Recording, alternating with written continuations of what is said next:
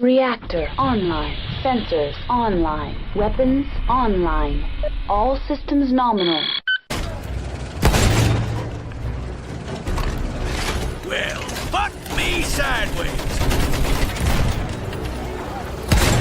Hold the line! Hold the line! Hold the line! You shall not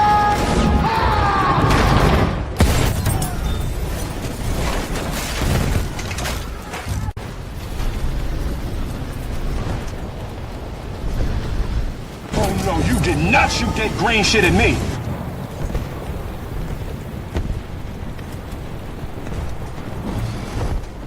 I have you now.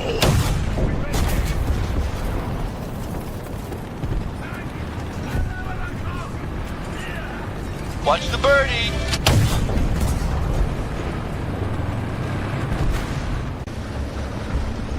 Must go faster.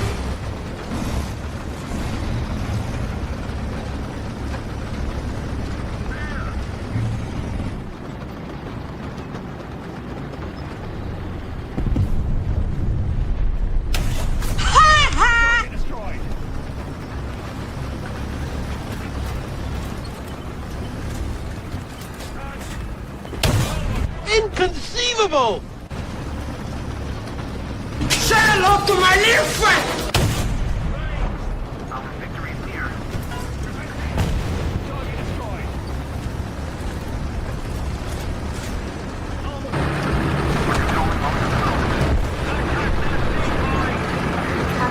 Come out, wherever you are.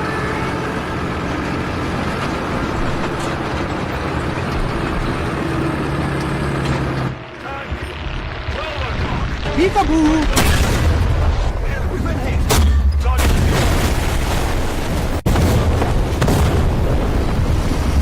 Attention to the map!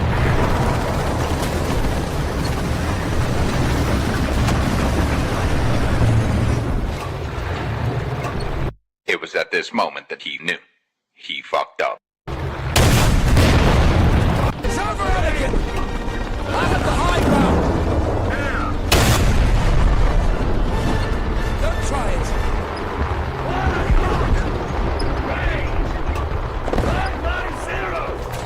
Armor piercing, loaded! Special delivery! Target to...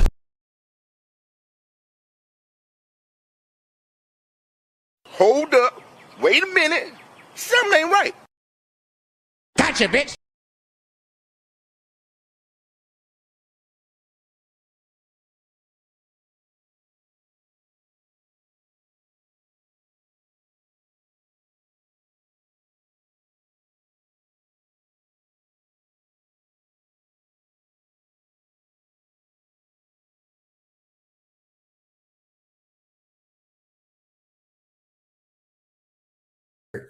That's right. It's time for Syntax Live. Hopefully everything is up and running. I see the sounds back on. Still no sound.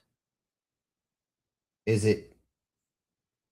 Did you get it? Did it come back in? Because it's turned on here. I'm getting everything. Wait a minute. What the hell? Okay, sound is on. Okay. Sorry about that, guys. My fault. I had everything set up, and literally behind the swing arm for this thing is where the sound button is. I got to go like this to see it.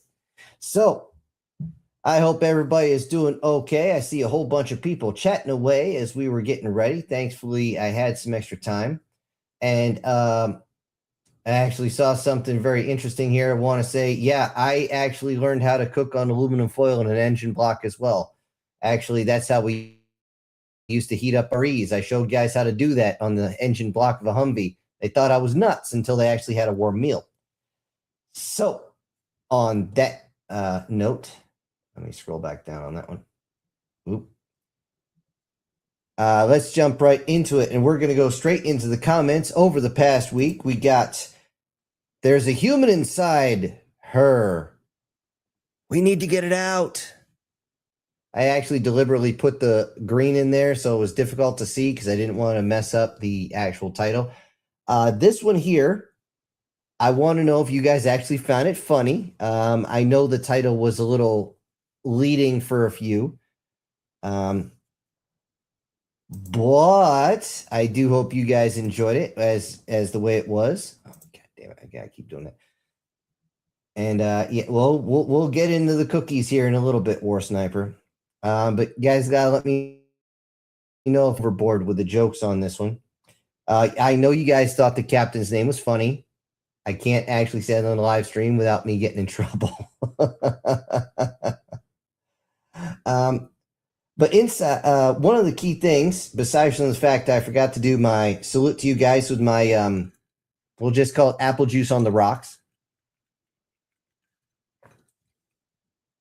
That actually has some bite to it. Somebody was mentioning in the comment section the mating with a biological ship. Not quite. The fact of the matter is, it was more of an awakening for the ship. Okay, it's kind of like, think of somebody who has been raised very, very strict, and then suddenly their eyes are open to all this glamour. Like they've lived Amish, but now they're shown even suburbia with all its electronics and stuff. They'd be very interested. And when the guy decided, oh, what's the worst that can happen? I just want to sit in the captain's seat. You know, when they merged, sort of, they kind of became symbiotic. And that's what I was getting at with the fact that they are not quite mating. But because of her linking with him instead of the original pilot, they awoke. However, I do have to say, and I'm going to ask this real quick. Was I being too subtle with the drones that were being made inside the ship, the biological drones that are now looking more human?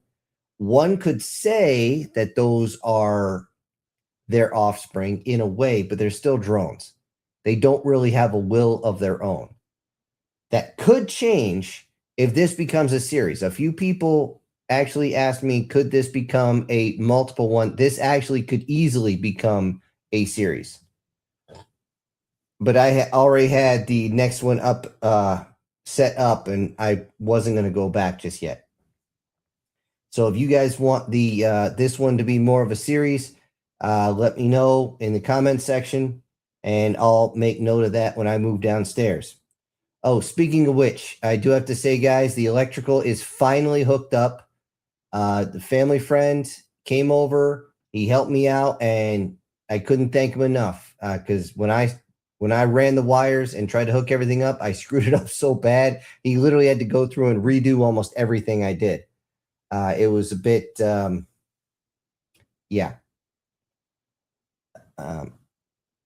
Regardless, it is done. I'm just waiting for the glue to set, and now I just got to wait for the desk to come in. This desk I'm sitting behind is not going to work. It is just too fucking small. I need a much larger desk where I can actually reach in and grab stuff. This doesn't work, and I need to get my file cabinets in there. It's going to be a whole big to-do. Regardless, that was me down the rabbit hole. Going down the rabbit hole. I'm sorry, guys. Fell into the slipstream. Real quick. All right. Somebody also mentioned, Erica, that it seemed like the male in here, the guy, well, his parents couldn't control him. And that seems like modern day today. Not really.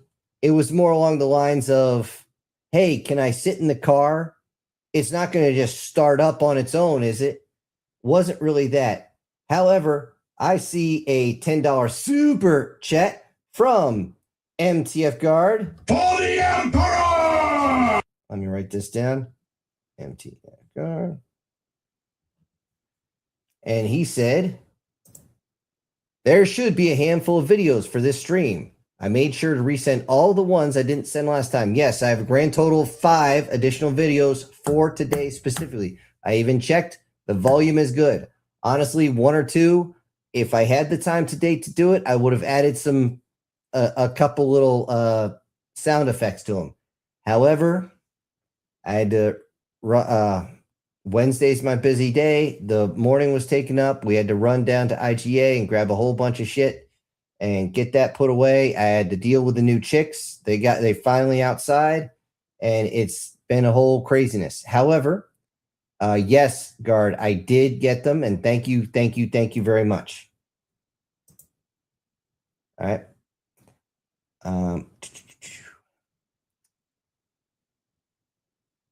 Now, I will say the final bit here. I got, just out of curiosity, just put like me or something like that if this pertains to you. When I put this title, there's a human inside her. Who thought this was going to be ecchi and then found out not so much?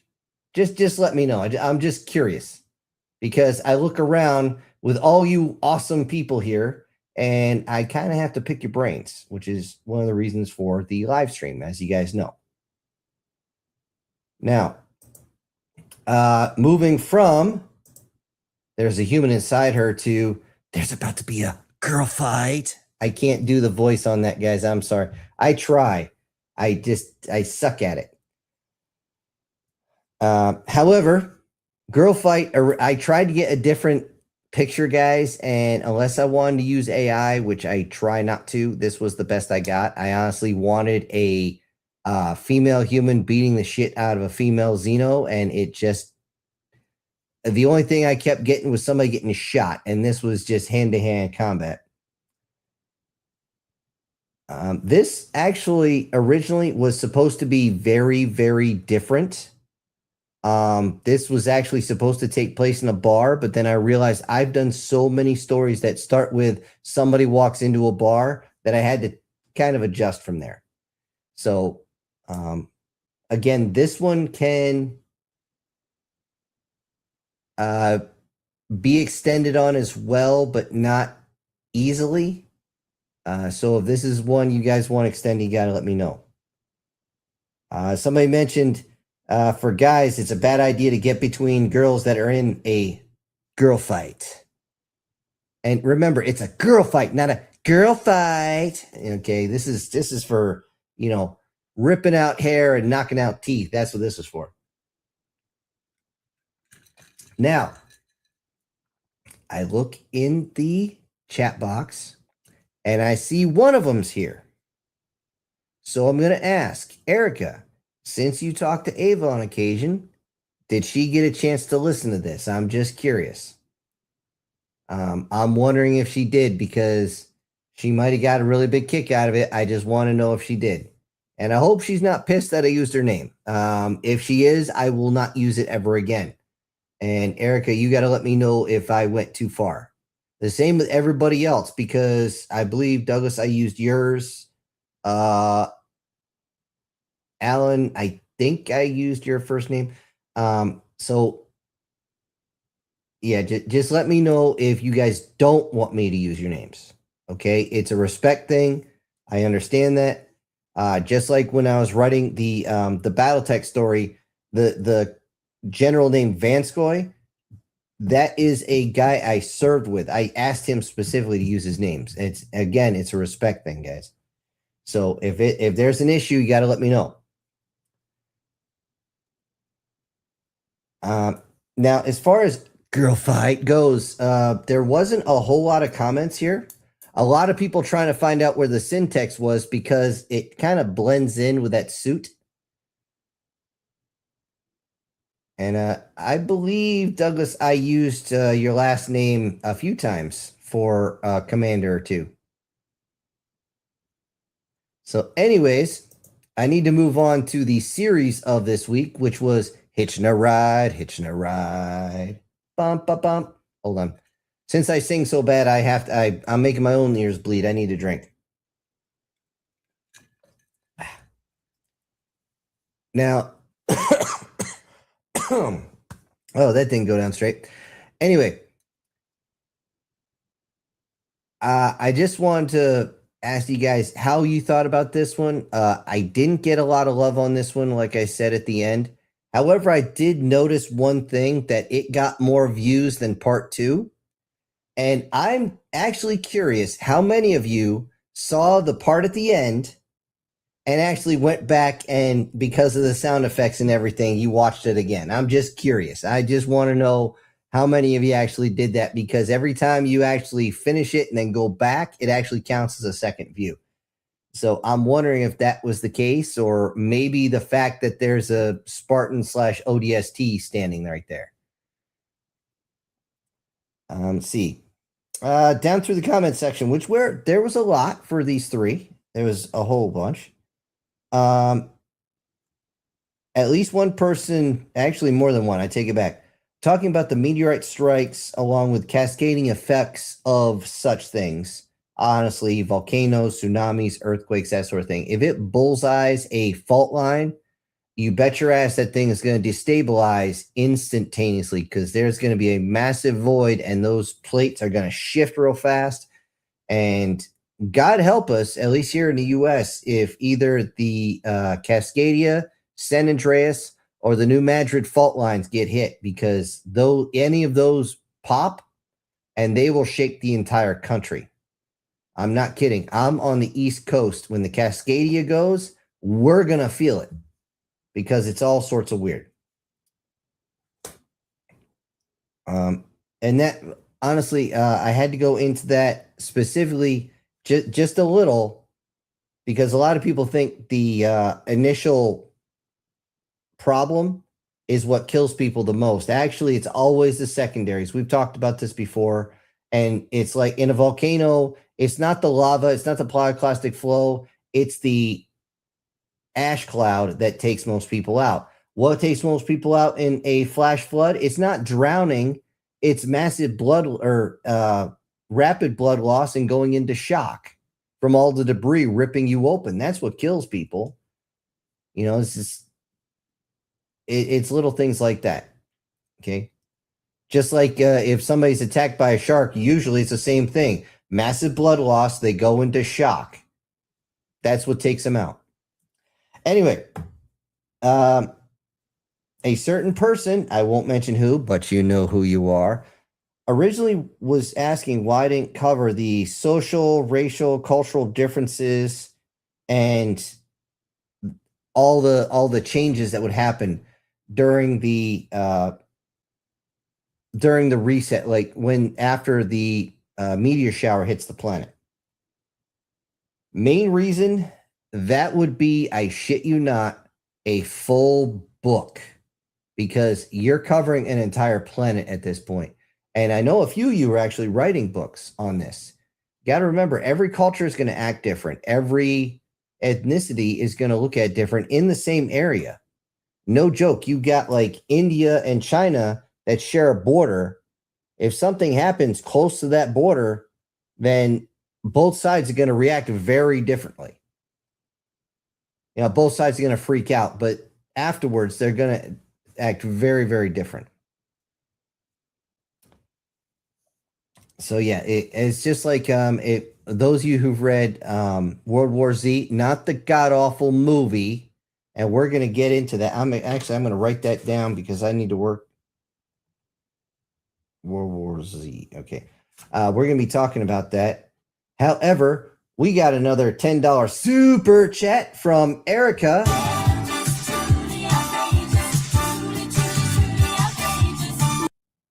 And she's so outrageous. She says, love girl fight.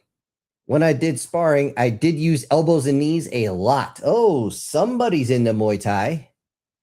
And one of my trainers, who was I don't know what belt he was in Muay Thai, I more than once thought he broke my ribs.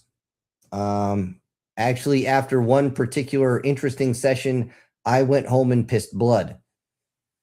Not a lot, but enough to make me nervous. I actually called him up. He said, if you're still pissing blood tomorrow, don't even call me. Just go straight to the hospital. I was like, oh, wonderful.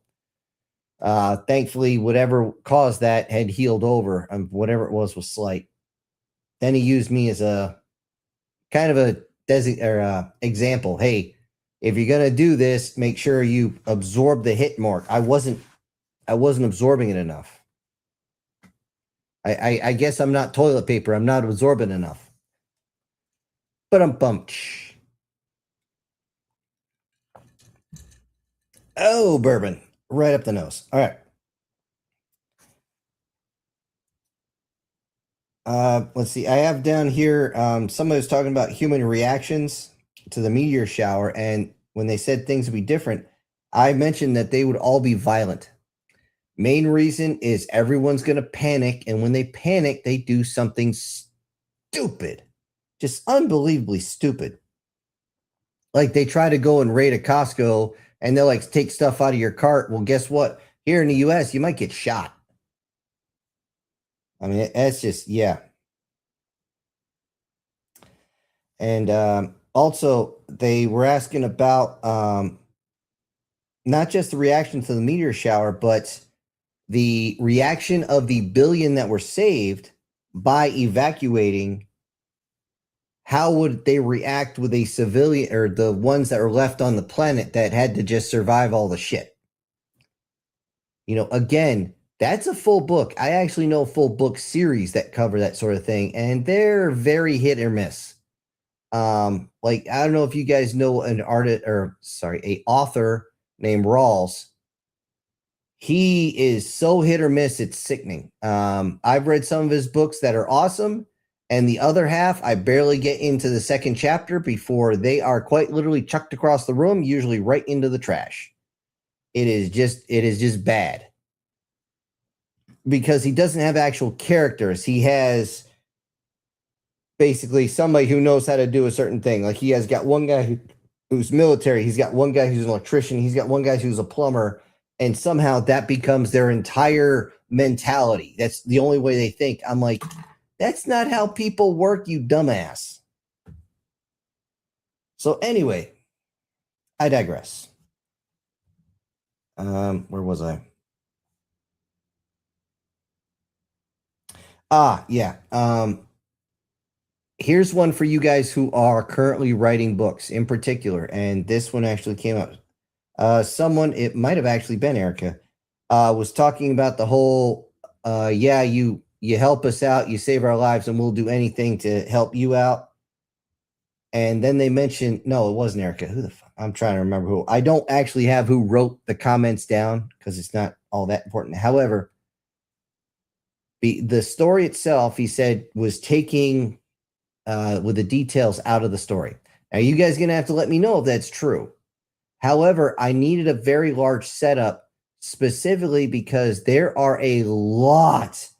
I mean, just hold on. I'm looking for a good picture for it. Fuck. Okay, I don't have one. Well, I'll just put this one. Just giant friggin' a massive amount of stories that are, we went to go repay our debts and we saved another species from extinction. There are a lot of those, okay? Because that's human nature. You know, you owe somebody and you want to balance the books. Boom, beer me on that. Or in this case, bourbon me. And I just want to stay away from the typical ones. I bring this up because, as they say, there's nothing new under the sun. Well, they're kind of right. When it comes to stories, you have to somehow differentiate your stuff from everybody else. It is what it is. All right. Apparently, the line, life finds a way, went over very well with a certain person. All right. And here's what I need to know if this was caught by anybody, because in part 2, when everybody started loading up, I was talking about the different uniforms, the different gear and stuff like that. I didn't go into super deep detail, so I'm thinking it was too subtle. However, did anybody else figure out that these are veterans of different eras, from Korea all the way through Gulf War II? I mean, I was just wondering if anybody else caught that without putting in the comments, because that's what it was. Guys, if I was using generative AI, I would have made a point to put that in the visuals. When I go and actually get in my office, then maybe. All right. You guys made me laugh as you were talking cooking recipes, or I should say cookie, or should I say, hold on, cookie recipes. yeah, I don't have the buttons anymore to do that voice, which kind of pisses me off. However, yeah, I think you guys were talking about cookies earlier. Hopefully you didn't burn them this time. And I believe, Chris, you were the one who was talking about that. And yeah, I can't bake worth a squat either. The closest I get is pumpkin bread from my own pumpkins. And that's a hit or miss. I had one where it was total shit, and I've had others that were great. So, all right. One reference only one guy got, where the "get this thing off of me." Yes, that was straight from ODST. I threw that in on a whim. I hope that actually got you guys a laugh. All right. This next one, I had to actually write down who put this in, because our wonderful, where is it? Ah, shit. Oh yeah, our wonderful sent this to me. Our wonderful corpsman, who is Steve. When I talked about the actual slicing of the neck, now there's about a half a dozen different ways that are very quick, very effective, but they are all very messy. These are all up close and personal. The way I was taught is you go across with the blade facing out and you saw really fast, and you literally are cutting everything open. When you first put in, you want to put way back towards the spine, and you saw your way open right across. And it is very, again, it's very quick, but it's god-awful messy. Your whole arm is going to be covered. Now, our wonderful medic was talking about going up right here, right next to the ear, right under the jawline, and shoving it up there. Yeah, that's another one. If you can actually grab the head and pull it back and off to the side to actually get at it. That's the ones I hate, where you actually have to grab a hold of somebody a certain way to do it. I hate that shit. It is annoying. I'd rather just stab it in sideways and twist and pull it out real fast and just watch it squirt. Thankfully, I've never had to actually do that one. Well, on a training dummy, I did that one. But yeah, I did find it funny how our wonderful was telling me exactly how to end somebody. Doc, you're supposed to be on the other end of the spectrum. Anyways. Yes. I wanted to mention the look. Or I should say, one of you mentioned the look. Every human knows the look, which is the look of, okay, we're going to go have to hurt somebody now. Yep. There's also the look your mom probably gave you that said, don't push it, or you get 5 across the eyes, or the wooden spoon, or something like that. But yeah, as I'm glad somebody caught that one. Now, I will admit, this is why I love you guys sending stuff in. You guys are just absolutely awesome when you fix me on this. Because it was mentioned that when they did the vote, there should have been at least 1 or 2 abstentions or 1 or 2 against them, just to watch their own political career or something like that. You're right. I should have actually put that in instead of doing a unanimous vote. You're 100% right. I fucked that up. And here's the line, you veterans, you all know it. You all hate it. There's always room for one more. I remember squeezing over 20 guys in the back of a Bradley. That thing is designed for 5. So you can imagine how tight we were crammed into that son of a bitch. I mean, guys were on each other's laps, on top of each other, in between each other's legs. And I just realized what I'm saying now. So I have to scroll over here and give myself one of these. You are fined 1 homo suspicion point for violation of the Man Code Morality Statute. But like we keep saying, as long as not looking in each other's eyes, you're fine. But yeah, there's always room for one more. Airborne does this. I mean, I've done an airborne jump where we're actually so crammed in there that we're turned kind of sideways, and we had, instead of having 2 chalks in there, where that's where you pass by, 1 chalk jumps, the plane goes around, you jump again. We had 3. And they, for a second, they thought they were going to do both doors and a tail jump at the same time. I'm like, I don't know if we're allowed to do that. They didn't. They could, but they didn't. I prefer tail jumps. You literally just walk out, and as your foot goes off, you just raise your feet up, and there's no real opening shock. You just drop down, and there's this easy but the opening shock, you hit that wind, and you go sideways, and you're just like, ow. Let's see. That's all right. You know what? Just in case people haven't finished this series, I'm not going to say this next part because it would be too much of a giveaway the ending. But I will say the cookie are monsters. Cookie. And by the way, in case you guys missed it, I did actually spell the name correctly the way I wrote it in the story. Kooky, not Cookie.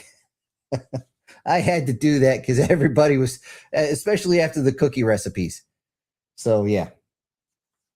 So, anyway, before I move on to the next thing, let me go over here.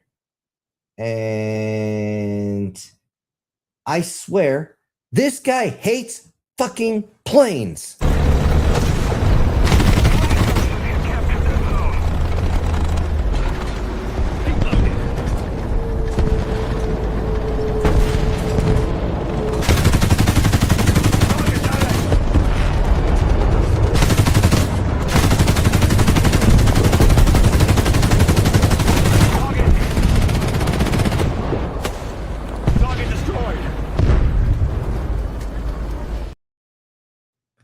You know what?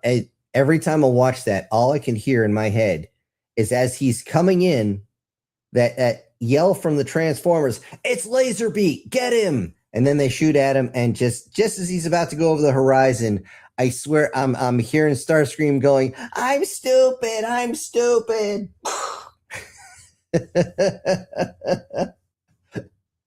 Oh shit. Oh man. That would just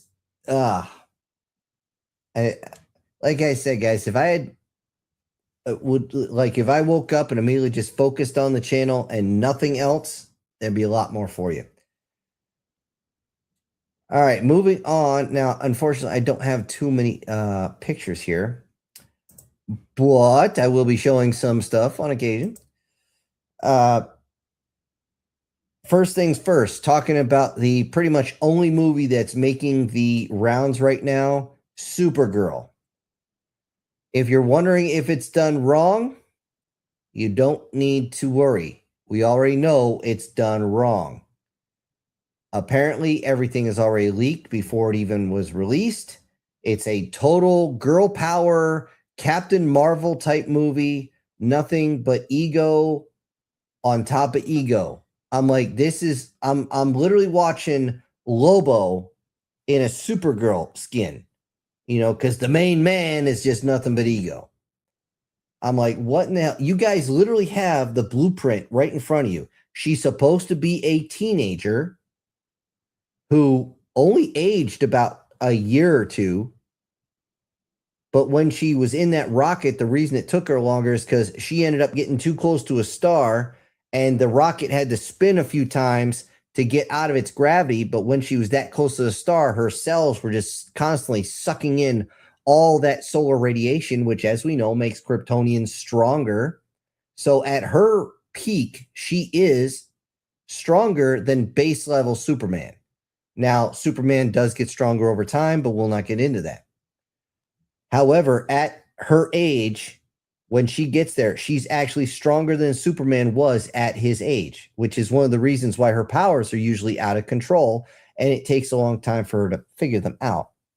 Still, she lost her everything, quite literally, at a very young age. And as we know, that can really fuck up someone's thinking meat, which it showed in the character. She latched onto her cousin because she literally had nothing else. Eventually, she moved on and she started to adapt. And that was the whole thing. She's a teenager needing to adapt to a quite literal new world. It'd be like if your house burned down with your family in it and you're sent off to a different country to live with your estranged cousin that you didn't even know was alive. And when you get there, you're just better than everybody else. You're stronger, you're smarter, you're faster, and you're trying to figure out how to work in there without being considered a freak. So that was the blueprint. She was supposed to be a teenager for that reason, not a 20-something who literally goes, this is going to turn out bad for you guys. Don't shoot me. And then proceeds to throw everybody around, kick them in the nuts like 5,000 times, burn their throats open with laser beams, freeze their asshole shut with frozen breath and whatever else bullshit she's going to do. Maybe give them cancer with your x-ray vision. I'm like, what in the hell is going on? And to make it worse, and this is one of the reasons I will not see it. As soon as this was leaked, I will not see this movie, which is a shame. In the comics, I like the Supergirl character. I really, really do. But it's just like when they did a live action Ahsoka, they did it all wrong. And now, instead of Supergirl, i.e. Kara Zor-El, having a little bit of puppy love with Jimmy, and another, teenager, maybe early 20s, where they're both trying to figure life out, instead of being drawn to him, because also that's one of Superman's few friends. So yeah, proximity alert on that one. And so everybody gave that one a pass. And the fact that, let's face it, teenagers date. Now, Supergirl is super. Oh God, I got it. Oh fuck. Now I got to give myself another one. You are fined 1 homo suspicion point for violation of the man code morality statute. And the thing is, she dropped the womanhood one. I mean, I'm like, what the, why? It doesn't help the character at all. It adds nothing to, if anything, it takes it away, because her relationship with Jimmy, her developing into the woman she turns out to be, starts with her trying to learn a lot of human culture from Jimmy. So are they even going to talk about that? I doubt. If they do, it's going to be like, he was pathetic anyway. We don't need a man. This, that, and the other.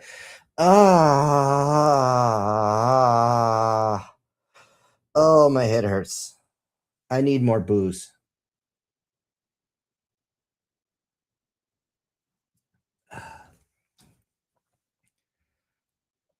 Yeah, it was super bad there, Chris. Very, very bad.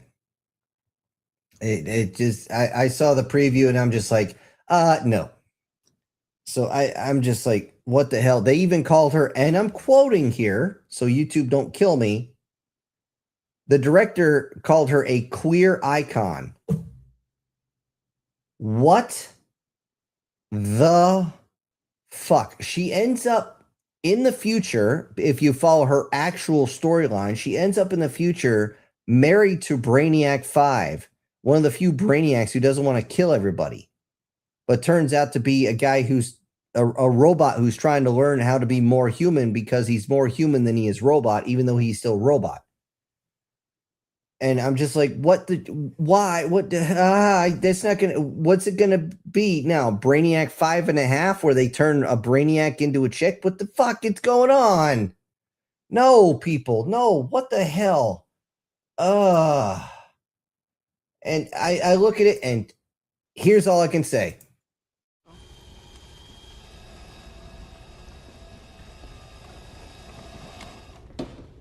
How about new? I couldn't say it any better. All right, that is the only movie news I got right now. So I'm going to move into, where was I? Right here, and we'll move into video games right after this. We no longer have the advantage.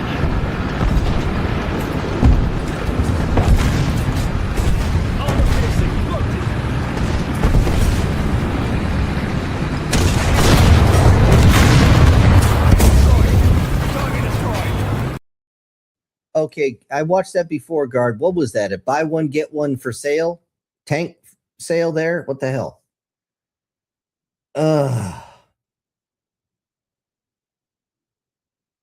Molly Al what? Who the hell is that?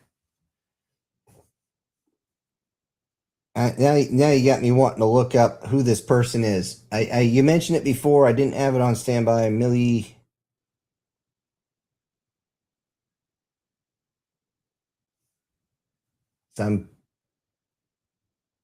Oh yeah, the Supergirl. Yeah, the one who's playing Super. Yeah, when they did her interview, she was drunk. Either she was drunk, high, or stupid. It's got to be one of those because she fucked this up so bad. I mean, does she look the part? Sure. Supergirl has always been athletic. She's never been busty like Power Girl. The reason why Power Girl is that way is because of a joke that was being played back in the golden age of comics. And they thought, well, if she's going to be a clone of Supergirl, then she can be more endowed. And they wanted to see how far they could push it before people noticed. And they got to, no kidding, like J-Cup before anybody said anything. I don't think the teenage readers of the time actually cared because they're just looking at it going, yes. All right. Okay, in video games, and I know, Guard, you're going to know most of this, but some of you guys, now everybody knows that Halo started with Xbox, Microsoft. Somehow, after being pushed out into 343 and being worked on by people who honestly hate Halo, they're deciding not only do they make shitty video games, but they're making things more difficult. Now, stay with me, guys, because this is mostly PlayStation, so stay with me. If you wanted to play Halo, the new one that's coming out, the campaign evolved, not combat evolved, campaign evolved, you would need the PlayStation Network account and you would need PlayStation Plus. You need both of those. So you need to actually be online to play the game, that even though it comes on a disc, and you need to get an additional payment to PlayStation before they'll allow you to play the game you originally paid for. And don't worry, it gets worse.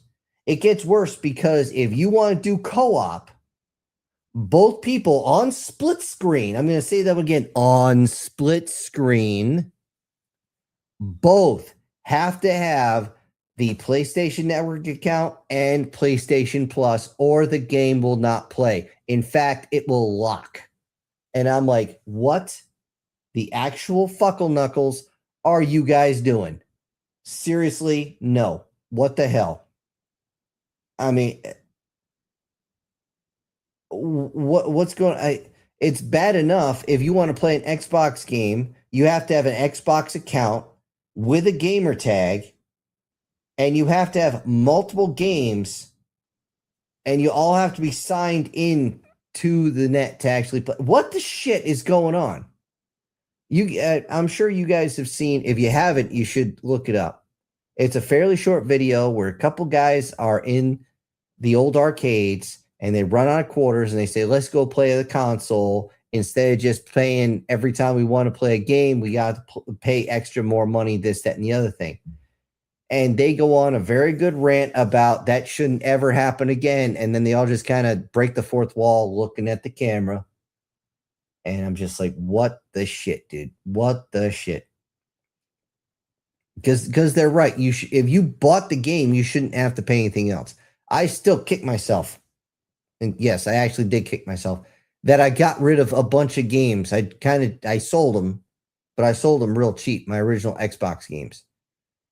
I shouldn't have got rid of them because they were the last ones where you could just plug and play. Oh, look up and I see how many assholes we got here. And you're just my type of assholes. So, working down here with other video games. Bethesda. That one, Guard, if you're familiar with this one, you're going to have to explain what the hell Bethesda is. but apparently it's a very decent part. Hey, Draven, it's a fairly big part of Xbox, and they're looking at being cut next. Their entire department is looking at the chopping block. They're going to chop them at the nuts or the ovaries and just drop them right there. Drop them like they're at extremely high temperature. And I'm just like, the consoles are dying, guys. Consoles they got too greedy, and they wouldn't.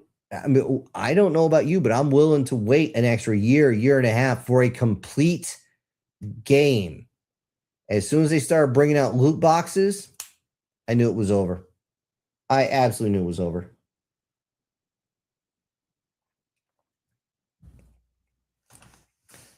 And here's one. You guys like The Witcher? We all like The Witcher. The Witcher's cool. The guy, he's got special magic powers, and he somehow, every time he's around a beautiful woman, he's allergic to his pants. Or the female Witcher, who has amazing powers, actually looks a lot nicer, and when she's around guys, she becomes allergic to her pants. I'm sorry to say, guys, but it looks like CD Projekt Red, they're the ones in charge of Witcher, is they gone full Pride Month and everything like that, and apparently they're trying to push that sort of stuff into The Witcher, and I just why people, just why? What the fuck is wrong with you? Oh, Leonid's over there saying Bethesda is company that manages the modern Fallout games. Okay, that's another franchise that's dying because they got too greedy. But anyway, The Witcher is supposed to be medieval. I mean, seriously, it's literally fight and fucking fight. It's like they're Dornish or something like that. That's what the game is about. And having to deal with a couple kind of puzzles, trying to sneak around people, and dealing with the mentality of the fact that the Witchers are supposed to be immortal and they don't stick around with those that they enjoy being with, because they know it's kind of hard to watch someone just die. I mean, that's, well, duh. I mean, but I mean, it's still the Witcher series. Why they're trying to ruin it, I don't know. Maybe they're doing it just to piss off Henry Cavill. I don't know. It's a little crazy. It's just absolutely nuts. And I don't get it. Why destroy that? Oh, wait, I forgot. It's private equity. We went over that, I think, last week, where private equity is it's bass backwards. They're doing it the wrong way. It's supposed to save failing companies and prop them up, not grab a propped up company and drag it down by being greedy. Yeah, you'll get a quick boost to start with, but you're gonna crash out. So anyways, moving on. If you haven't seen Stellar Blade Blood Rain, at least the trailer for it, guys in particular, you're missing out. Okay? It is the characters themselves, I guarantee, just like Lara Croft, your eyes are going to be locked in one location as they flip, as they move, as they slide, as they do all the stuff across your screen. And because of that, apparently, the woke folk think it's too attractive, and they're insisting that Stellar Blade get sweet babied. And you know what? It's crazy. They're going after the payment systems. And what I mean by that, guys, is usually when you purchase a game, especially on DLC, and a lot of these games you have to be online to play them, the payment processors, the Visa, the MasterCard, the Discover, the whatever the fuck ones it is, Venmo and all that, are claiming that they won't process it. They're putting it under the same thing as all the adult games on Steam. And I first heard about this, I was like, this can't be right. And then I checked like 2 other reviewers, and it's exactly right. And one of them even pulled up the article. I was just like, holy shit. I didn't have a lot of time to read it, but what I did read, I'm just like, this is nuts. So they're literally trying to uggify a character.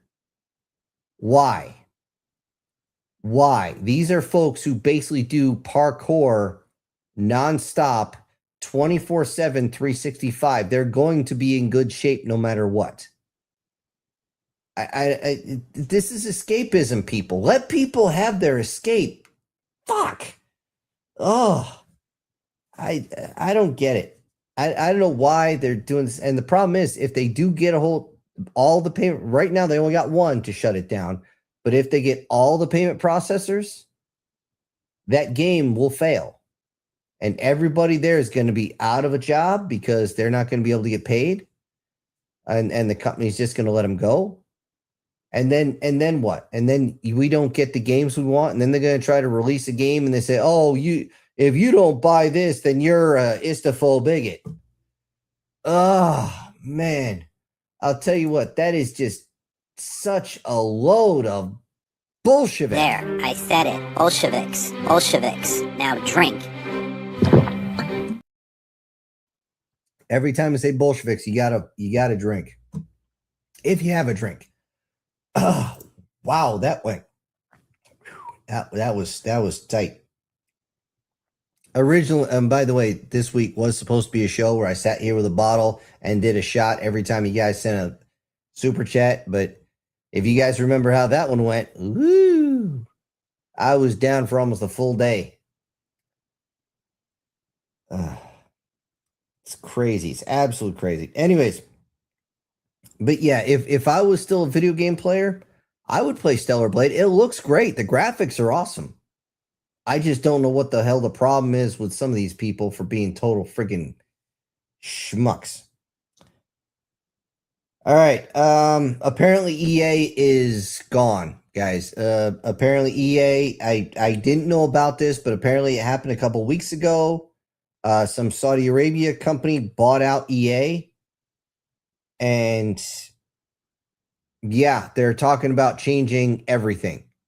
And I'm like, yeah, that's a good way to piss everybody off and actually lose money.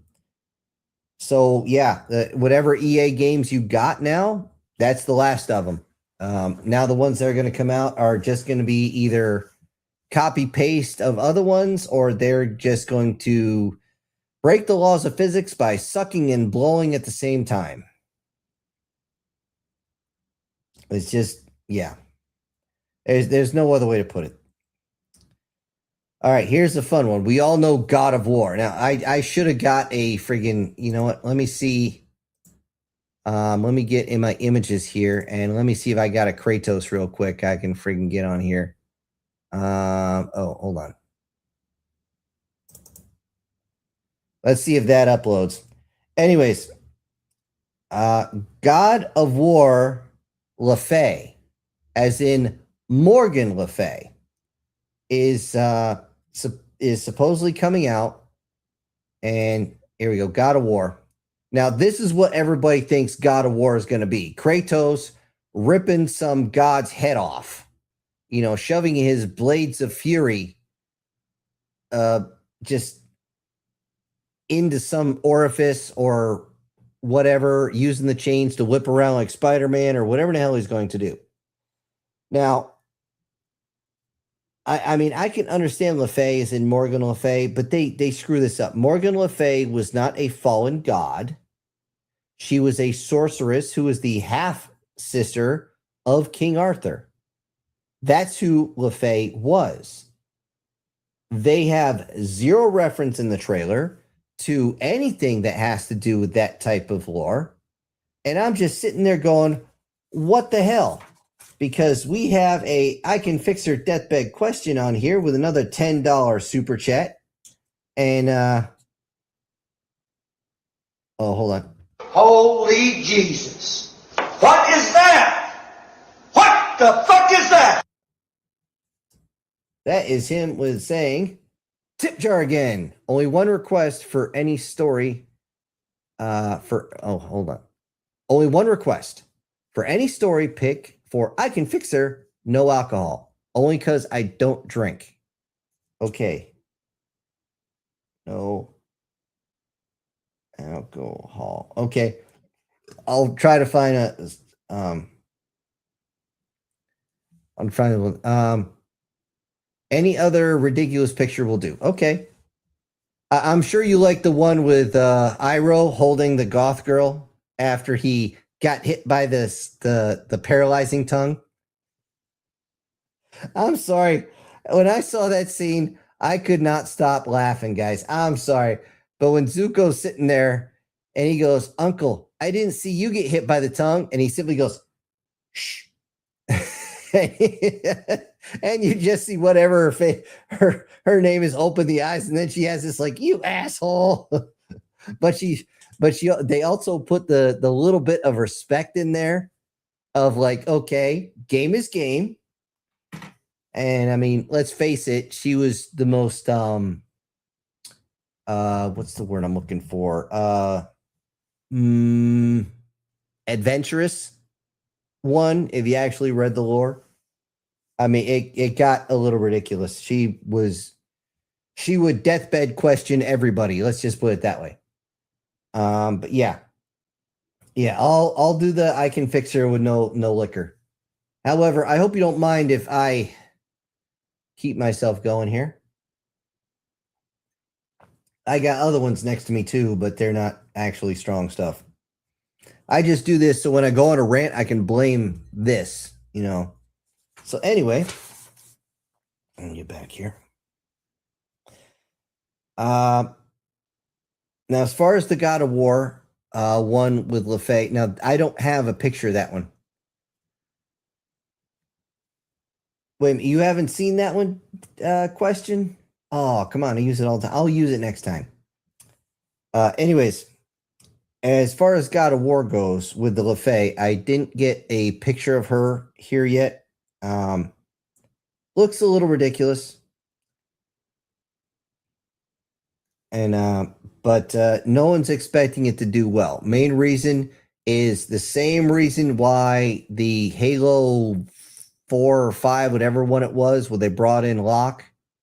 Nobody wanted to play as Locke. The Arbiter, okay, but nobody wanted to play as Locke. They wanted to play as fucking Chief.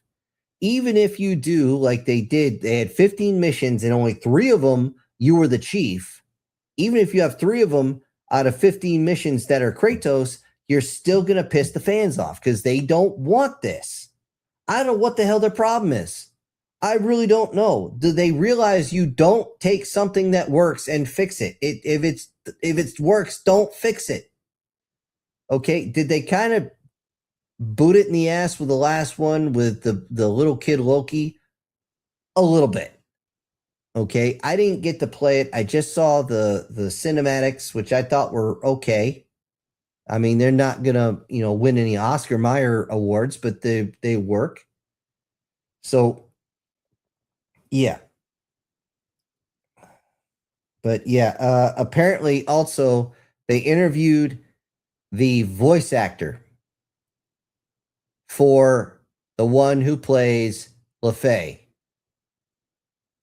I'm sorry. Will these people keep their woke bullshit out of our games, out of our movies, out of our fucking lives? Because this is supposed to be where we go to escape shit. Okay, because life is hard. It's harder when you're stupid. It's a lot much harder when you're broke because you spend money on excessive amounts of whatever the hell you're going to spend it on.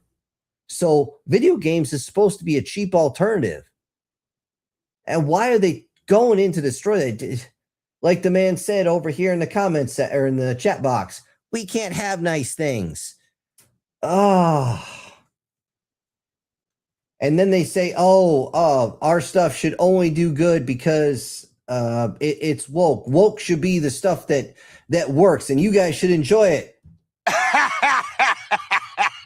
Oh, wait, you serious? Let me laugh even harder. All right.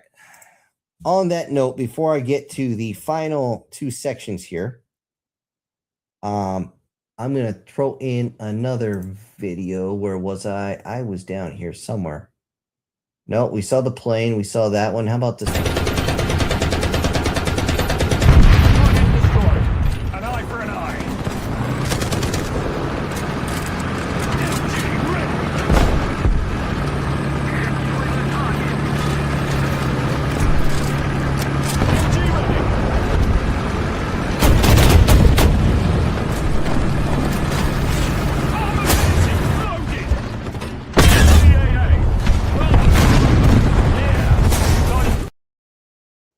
seriously, dude, what was that a day you just got a 2-for-1 sale on every fucking tank? Because that literally pierced through what looked like a York, which, by the way, was a terrible piece of machinery. Great guy, but a terrible piece of machinery. And straight into, what was that, a T-82 or something? I was like, what the fuck? Anyway, I just want to go over something on here real quick because this was something that Space Doc did, but it's also something I went over, and I'm starting to wonder if we have a Space Doc person who actually listens to this. Now, don't get me wrong. I'm not going to steal from them. I'm just going to kind of go over a little bit of what they were talking about with the idea of a space battleship. And unfortunately with them, they don't actually go into specifics. Like I told you guys, when I go into specifics, I'll get the little doohickey you got to hang on your shirt so I can go over to the dry erase board and go over all the different parts of what makes things a destroyer versus a frigate versus a battleship versus yada, yada, yada. And I will say this, guys, when it comes to your battleship, your space battleship, okay, what classifies it a battleship, there are two factors here. One, what is your technology level? Your technology level for that species, their battleship might be what other people might call a destroyer or even a corvette. Hell, it might be as big as a dreadnought for other people. You don't know that. Okay, so there's that factor. It depends. It's your biggest shooting ship, okay? However, battleships are meant for hard, upfront, frontline slug matches at range, which means they put a hell of a lot of fire out towards the front. That means you're going to have fixed cannons. That means you're going to have turrets. That means you're going to have secondary turrets. That means you're going to have tertiary turrets. That means you're going to have point defense cannons. Many of these obviously are going to overlap. You're going to have your jamming pods. You're going to have your decoys. You're going to have your drones. You're going to have your missile base. You're going to have your torpedo launching. All this stuff. This is a very big, I'm going to take on a fleet with one ship type of ship. That's what makes a battleship. A dreadnought is only a dreadnought above a battleship because it can basically take on not just a fleet, but an entire planet. I mean, we're talking just major almost one shot everybody. Okay. There's your difference. When it comes to, again, when you make your battleships, be very, very specific. If you can, how many cannons it has, what type of cannons, because that's what most people are going to listen to anyway. They don't give a shit how many drones as long as you just have them, or missiles or what have you. However, if you have a smaller battleship, maybe it only has one fixed cannon and that's its main weaponry and maybe one or two small turrets as point defenses. If that's your battleship, you're going to have to explain why, because too many people have been spoiled by those, shoot, I took it off here. You know what? Let me see if I can get a really quick here, a picture of what I'm going to mean by battleship.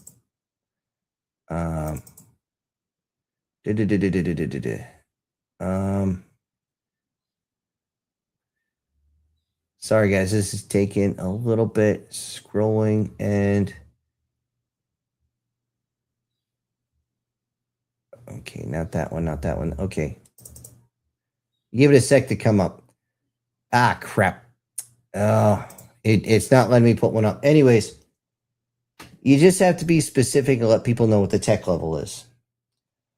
All right. Last thing I'm going to talk about before we move over towards the chat box.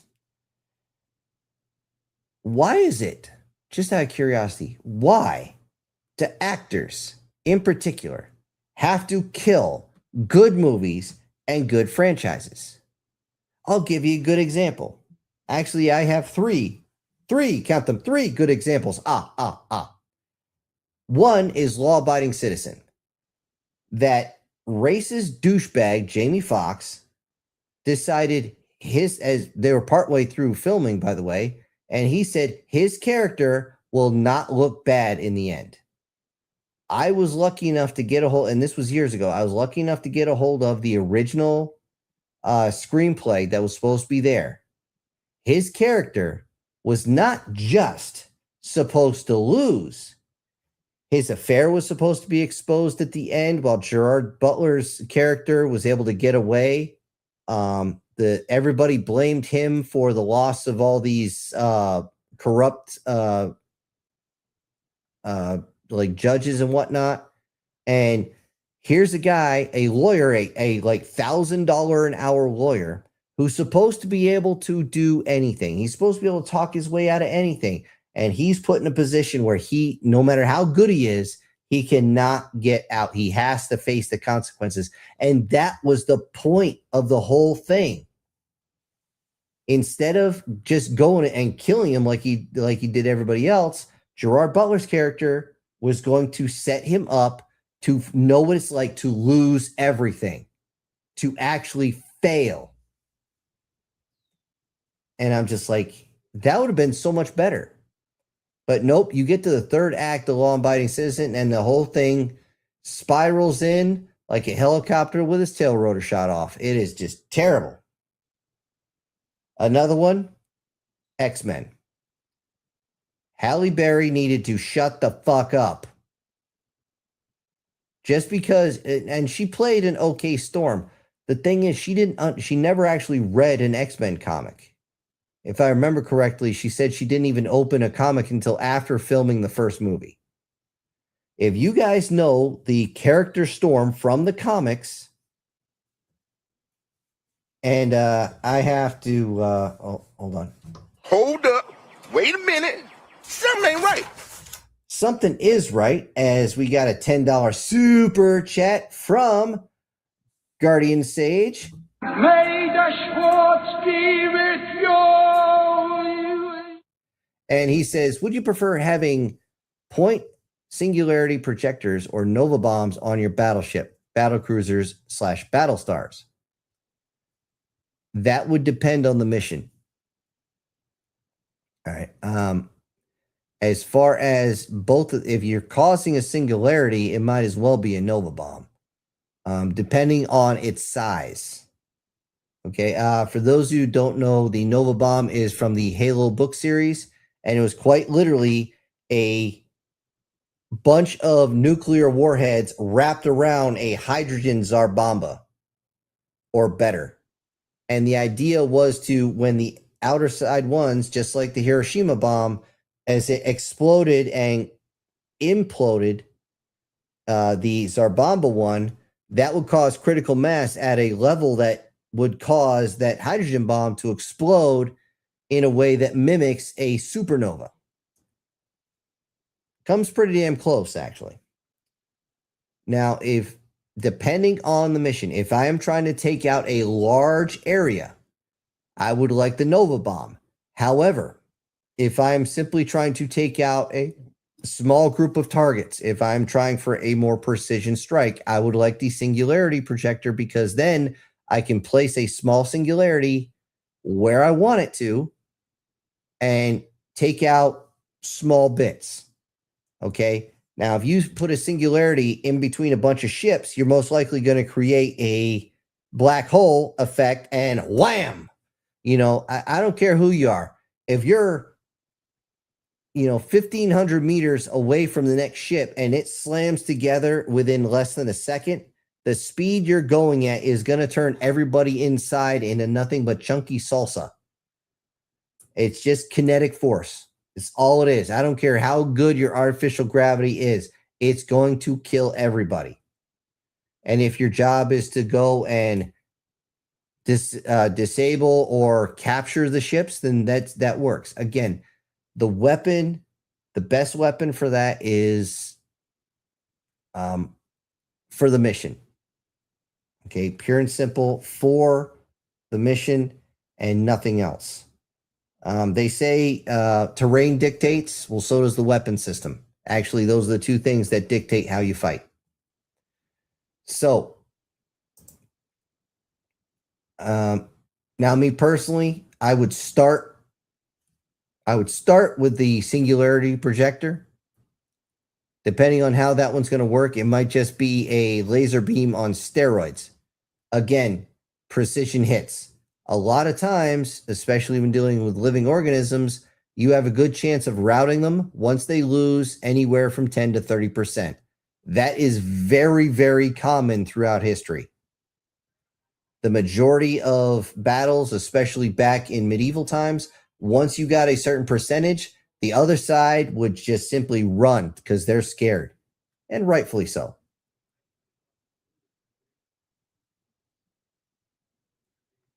Yeah, Evelina is talking about a black hole as a singularity, especially if it created what's known as a singlet. That would be bad. One of those gets loose in CERN, you can kiss this entire planet. Actually, you can kiss this entire star system goodbye. And if you're very unlucky, it will keep spreading. So, yeah. Okay, Douglas, I never heard that one in another one. I know they were used in the Halo books, especially for the one First Strike. I think is the only time I can think of where it was used successfully.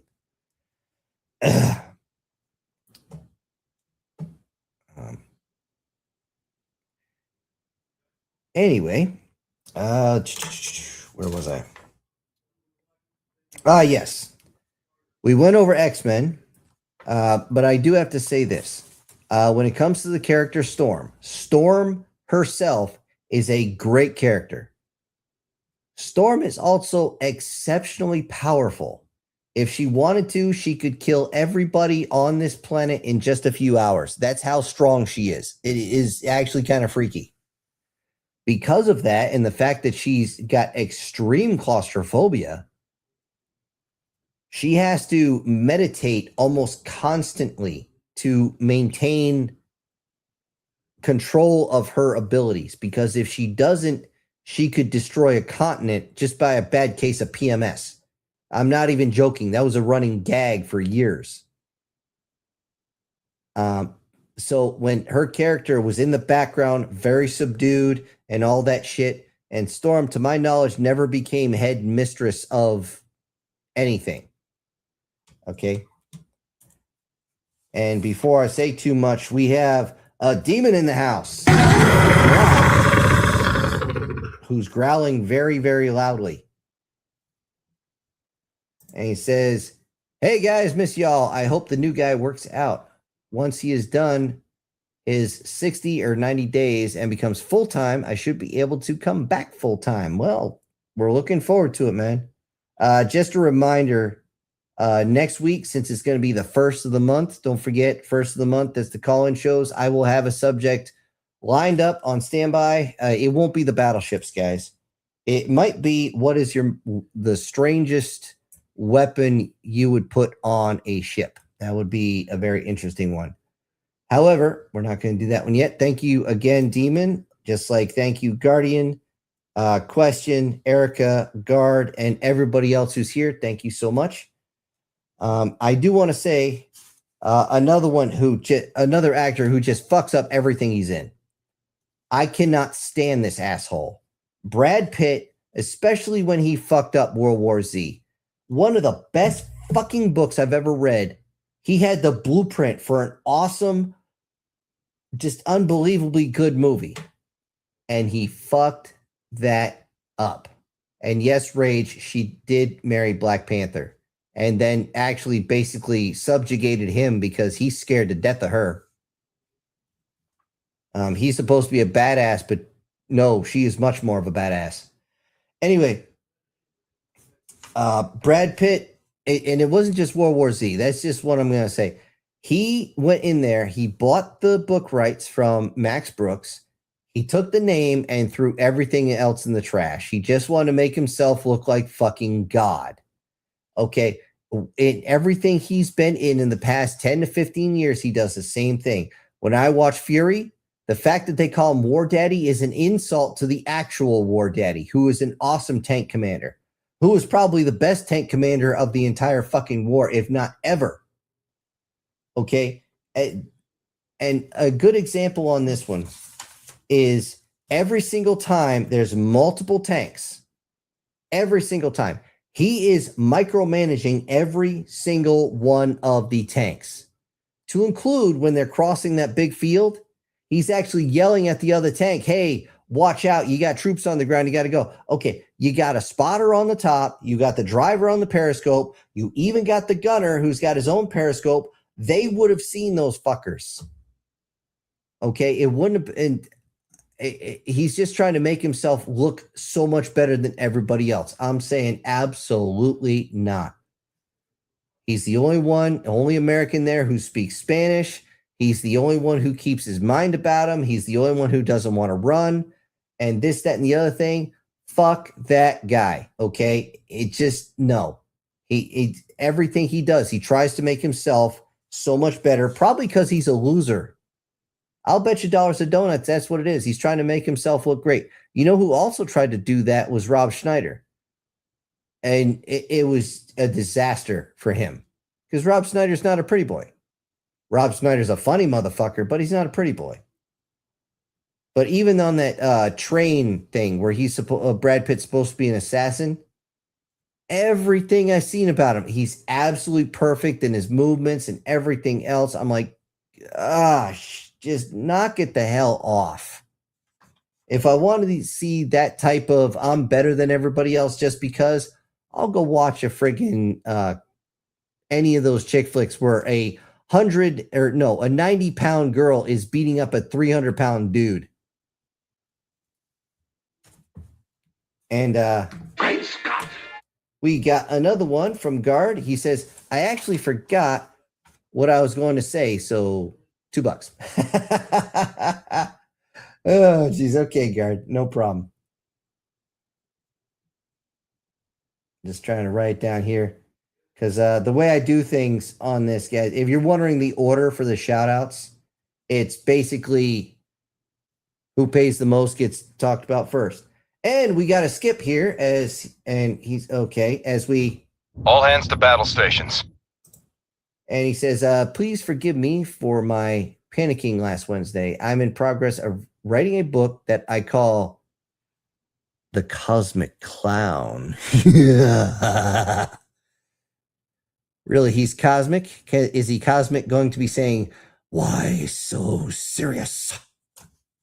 I swear, I got to get that sound effect down here.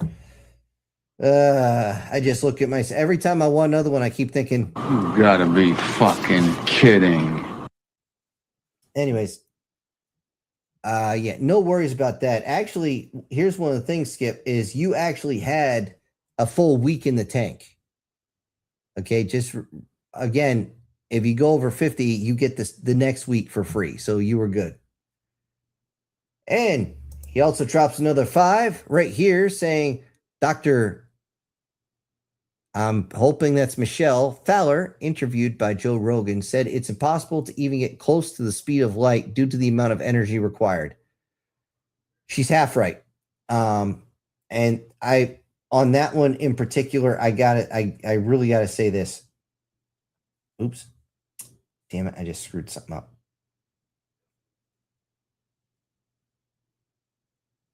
Sorry. I had to adjust my notes there. Is the speed of light possible? Yes. However, it will take a lot of energy. It's also going to take time to do it. A lot of us have been spoiled by the whole thing about speed of light, engage, and you just jump in FTL. It doesn't work that way. There's a big difference between FTL and teleportation. Okay, if you're actually going into the levels of warp, which, by the way, level 1 is the speed of light. And officially, that's the way it's supposed to be. Can you go beyond the speed of light? Yes, but you have to slowly build up over time. Okay, it's not, and guys have been on, it actually was on Joe Rogan. There was also one on the Y-Files, guy talking about that. There was another one on Timcast talking about that. And to get up to FTL, you're looking at maybe 3 or 4 days of slowly speeding up faster and faster and faster before you even hit that. And And he jumps over here. I'm running out of buttons for you, man. Oh, damn. I hope all these super chats don't make me say, it's a trap. Okay. He's also saying, oh, hold on. Let me write this down. Okay.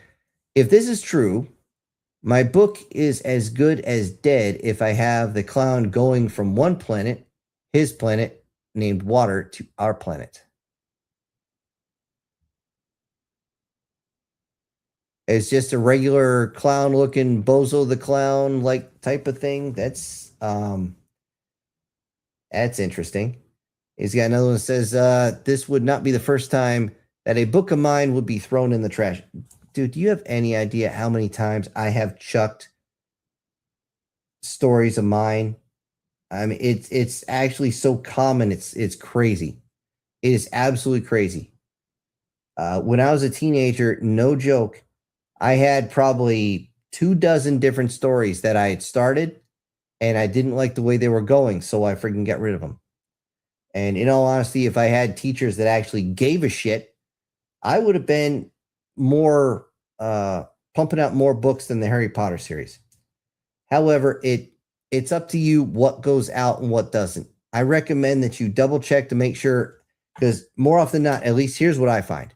You get to a point and you don't realize you've hit that point where things start going in a direction you didn't want them to.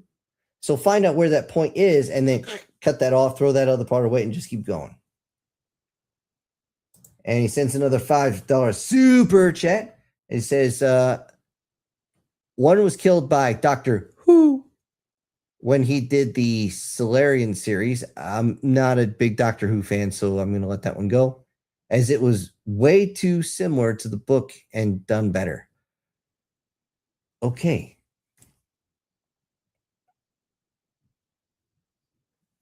On that one, I don't know what to say on that one.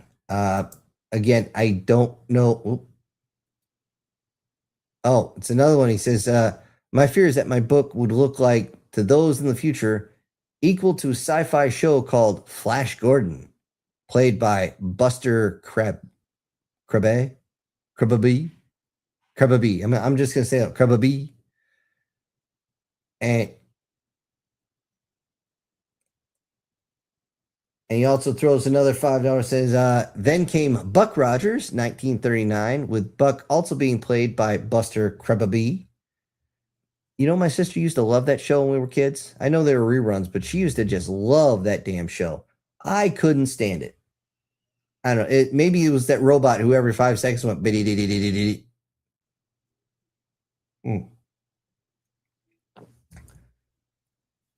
And now the thing is, I gotta say, for its time, Buck Rogers was actually good.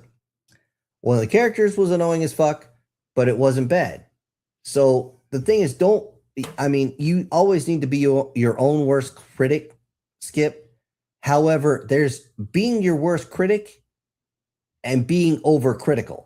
Okay, make sure you're not being over. It sounds to me like you're being overcritical with yourself, and that's just setting yourself up for failure. Don't do that. Don't do that. We all want to see you succeed. And then he says, these shows were jokes with very bad acting and scenes that have been used as examples of what not to do. By today's standards. I will fully agree with you on that one. Okay. You know, I tried watching it again on YouTube and I couldn't barely get through a scene. That being said, for their time. And that's all you're looking for right now. Don't worry about a timeless classic. If you're worried about a timeless classic, you're going to drive yourself nuts. Write what works. Okay? And before I do the next one for you, Skip, I got to sit here because we have someone rolling up. He's coming right up the driveway. And we got Brian up here. He says, just returned from trying a new barbecue restaurant. 3 burnt ends tasted like pot roast. Fries and baked beans were good. Enjoyed the stories. Oh, you got the burned ends off the brisket. Oh, you lucky motherfucker. Oh, Oh, I had venison stew for dinner, and now I'm hungry again. For those that don't know, the burned ends, quote unquote, on a brisket is where all the juices flow and they harden. It's not the outer shell is burned, but all the flavor is right there. And it's also where all the fat is up there. It's oh man. Like Mr. Food used to say around here, ooh, it's so good. It's just crazy good. Oh, you're gonna make me drool, Brian. God damn it. Back to Skip as he says, facts. Fastest man-made object to date is presently traveling at 433,000 miles per hour. The speed of light in a vacuum is 670 million miles per hour. That works up to be 0.062% speed of light. Yeah. One of the problems when people try to accelerate things beyond the speed of light is they try to actually slingshot, which a lot of people, once again, they get caught up in science fiction thinking you can just go faster and faster and faster and faster around a planet. Well, there's still kinetic force there. You're still literally, the outside is going faster and trying to pull that device apart. Okay, there's a limit. There's tensile strength. It is what it is. However, I still, again, Skip, I've seen the numbers myself, and especially with a certain type of engine that is supposed to be out on the new F-44s or 40. Hold on, I had it written down. Which one was it? God damn it! I did it in a previous show. I had it written down. I know it's an F. It's the new fighter. It's supposed to have like an anti-grav engine. F-44. I got it right the first time. And that one uses no fuel and it still gets thrust. And because of that, it can go a hell of a lot faster than anything with thrust. See, and he finishes up here. Says, so please, tell me your.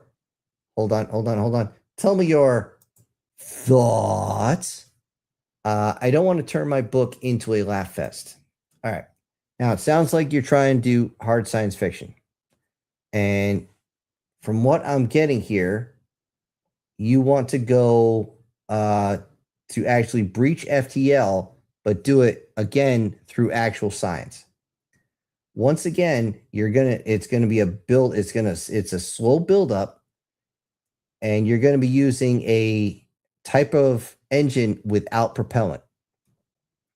You're also going to have to fight the actual, how do I put this? The actual space around it. Now, if you listen to Dr. Greer, he talks about like element 115 and spinning Mercury. And when you get those two together working in tandem, it creates this strange field around, which means you're not actually within what we would consider reality, which means the laws of physics don't really apply. So you can actually do that. Again, as long as you're talking science fiction and you're using the actual verbiage here, then there shouldn't be a problem at all with your clown going from one place to another. Now, if you want them to get there instantaneously, you're not looking at FTL again. You're looking at teleportation. That is a totally different animal. That's very different. Okay, it's teleportation and time travel. Those two, you're really pushing it, because again, time travel is the changing of time without changing location, and teleportation is changing location without changing time. You're literally trying to differentiate two different fabrics of our reality from each other. Now, again, as far as let's see, let me scroll up here.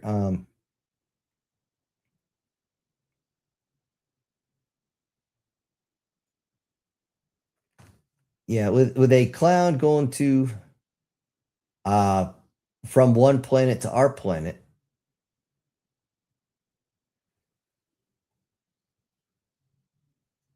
Sorry, I'm reading these real quick.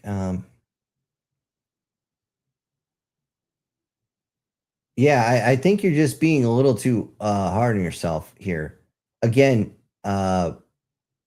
if you're using hard science fiction to get yourself above FTL or into FTL, again, it's a slow buildup. You might have to slingshot to speed up the process. However, it's doable. However, I will say this: if you want to really add some true realism, once you get above the speed of light, that's where things can get very funky. I mean, really, really weird. Supposedly, and I can't prove this obviously, but supposedly, once you reach up to FTL, actual above the speed of light, reality itself warps around you in ways that most people don't understand.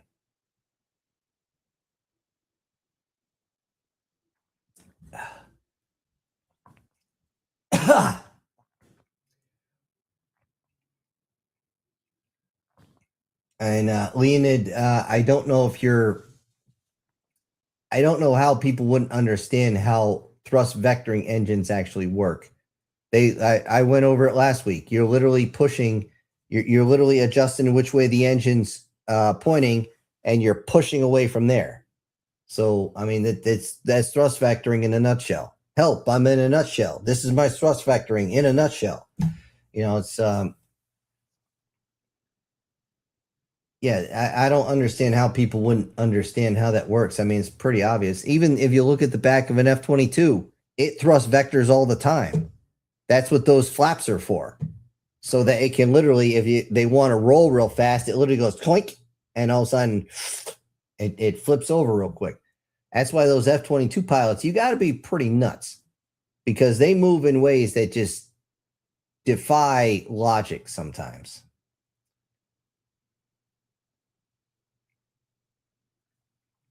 Now, going back to Skip. Now, again, I'm not sure if I'm reading this right, but you said it's a clown, as in somebody is just being a clown, or is an actual face makeup and red hair clown, whatever it is, and coming from a planet that's named Water. Now now you got to ask the question: what type of species is this clown? Are they aquatic? Are they amphibious? I mean, if they ended up in a planet named Water, I doubt they're mammalian. I mean, they could be, but they would be. They would have to have all their fur matted down with so much oil, like a friggin' otter or a seal, that they wouldn't look anywhere near human. I mean, even if they're avian, I mean, just look at penguins. Penguins are avians, but they are in the ocean a lot. It's you're gonna have to do a lot with the actual what this thing looks like.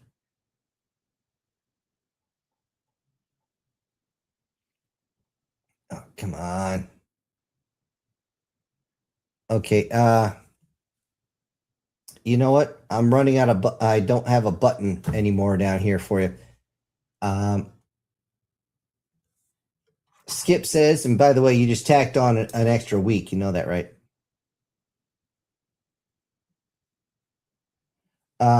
Says a clown is a humanoid that looks like us. Hold on. He says a magic word. But is green, changed into a clown after puberty when they turn green, and their lives are extended by 1,000+ years. The story is about prejudice and redemption.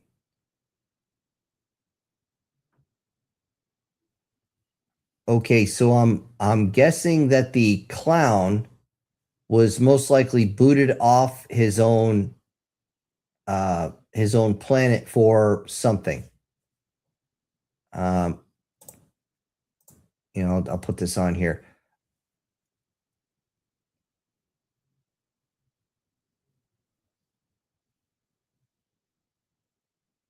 Okay, so prejudice and redemption. So was he supposed to turn green and then he turned into a different color? Because that's actually right up the realm of the DC universe with the black or the green and white and yellow Martians. Also, they have red, which is kind of weird. As if that's any weirder than any other color. Regardless, prejudice. I don't understand the redemption aspect on that.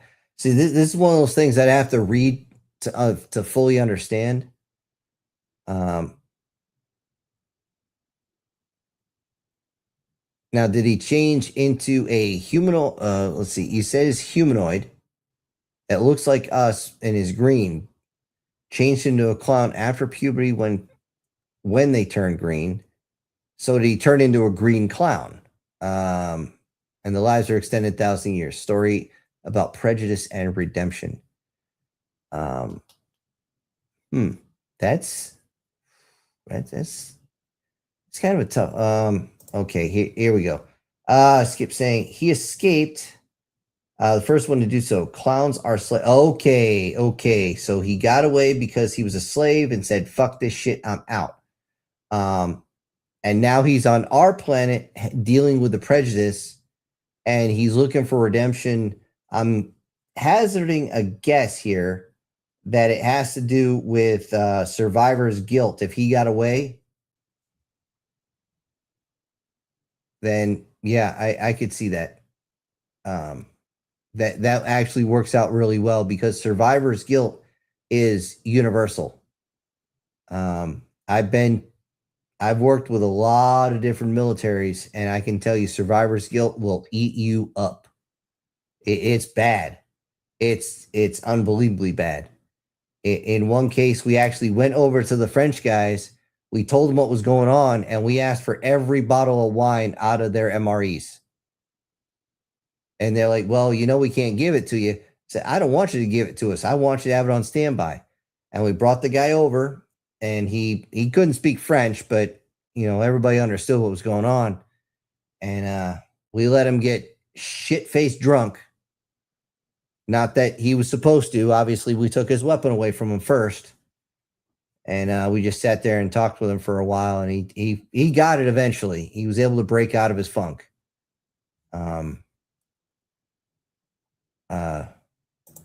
But it was close. So, anyways, now from what I'm understanding, again, he was supposed to turn green. He turned into a clown. He got away. Yeah, that's going to be a very, very intricate or interesting story. Not to mention, once people find out that he's not human, he or she. I think you said it's Michelle, if I'm correct. So I'm trying to remember here. I don't have them just set up as supers here.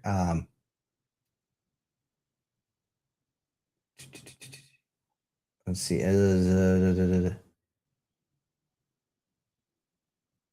Okay, she. Okay.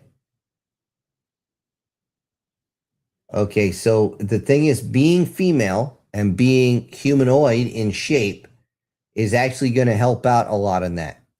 Reason being, man, is because when it comes to redemption, especially if you got several different ways you can go on this. One, if she ends up going to the government and explains what happens and says, "Okay, we need to be, you need to take care of yourself," or maybe she goes online and exposes the fact that she's not human. And lets everybody know, "Hey, this is what's happening," or, maybe out in public, she gets everybody attention and shows that she's not human or whatever. She's just humanoid, however that is, and lets everybody know what's going on. "Hey, can you go help my brethren?" There's that option. There's one where if she doesn't get any help, but she ends up having a family and she raises them as humans, but knows that her DNA is mixed in. And even though she knows she's going to outlive, all her spouses, she's going to have her own DNA spreading out across the mall, helping out humanity and all that. That could be her redemption arc. You can, and also dealing with the fact that she doesn't know if anybody is still alive and stuff like that. Having to deal with the prejudice of who she is, what she looks like. Okay. Maybe again, you say she looks like a clown. Maybe she does like a Pleasantville thing where she covers herself in makeup that gives her a fleshy thing, like the Invisible Man, gives a flesh look and all that. There's several different ways you can go on this.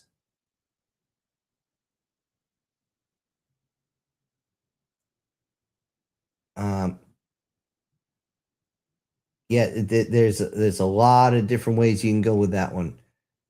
I do recommend that you look at one of the main things is you want to look at the character, not through your eyes, but through theirs. Given what they have lived through and how they've been treated up to that point and how they have, and a key thing is how they've responded. Is there anything that's going to change the response from what should happen? Is there something going to snap? You keep it as close to the character as possible. And that's the key. That is the absolute key. Because you lose consistency, you lose your audience. So look at the personality of your clowny character. And, find out exactly how she would respond to, again, being on Earth, trying to either hide herself or putting her out in public. Again, being female, she's going to get a lot more sympathy. And like Chris said, Rule 34, it exists for a reason. They kind of love the clowns and stuff like that. Maybe they just want to squeak her nose and make sound, I don't know. Maybe she just wants to toot her own horn, or get her horn tooted, or how you want to put that. Regardless, there's a lot of different ways to go with that. If that's just the setup, there's a lot of different ways to go with that.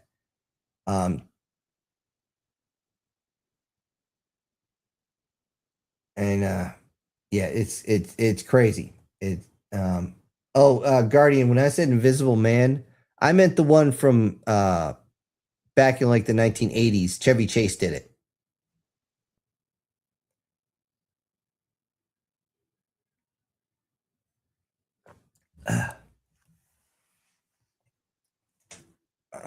So yeah, that again. Okay, he's saying the clown is male. The planet is divided into 4 parts: leader class, who are Oriental looking; punishers, who are African looking; working class are slaves; clowns are changed people. Okay. You have to specify what that means by changed, like they that's the whole 1,000-year thing, I'm assuming. But yeah, there are so many ways that go. Again, with the clown being male, won't get as much sympathy. That's just human nature, guys. I can't fight that one. And yes, Guardian, I know it's League of Extraordinary Gentlemen. Good movie, by the way. Not a watch over and over again, but a good movie. Definitely worth a watch. Anyway, Skip, that's a big with going public as a male, they're not going to get as much sympathy. They might just be looked at as nuts, unless they can prove, like maybe, I don't know, with levitation, telekinesis, anything like that, something to show, hey, look, here's some weird shit I can do, but very, very carefully showing that they're not going to hurt anybody. Okay? Just something as simple as, say, cops go up and they draw their firearms and they telekinetically lift the firearms away and then put the weapons on the ground and say, look, I'm not trying to hurt anybody. Or, lifting them up, eject the magazine, clear it, and then put it back in their hands. And they're just going to be like, fuck. And they just stand there like, whoa, dude, not trying to hurt you. You know, again, there's a million ways to go with this. And again, it really depends on how clownish they look. If it's very eccentric, then yeah, they're going to have a lot more problems. Fair warning, if it goes into the whole letting the government know, they're most likely going to disappear and nothing will be done. The redemption arc is going to be done in a bunker trying to talk with other folks. And here's the fun thing about clown being a male. They'll still try to mate the clown to see what the offspring would turn into, if there's the possibility of offspring.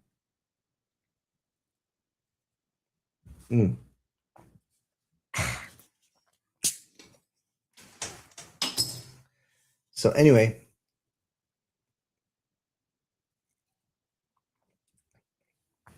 yeah, Alan's right.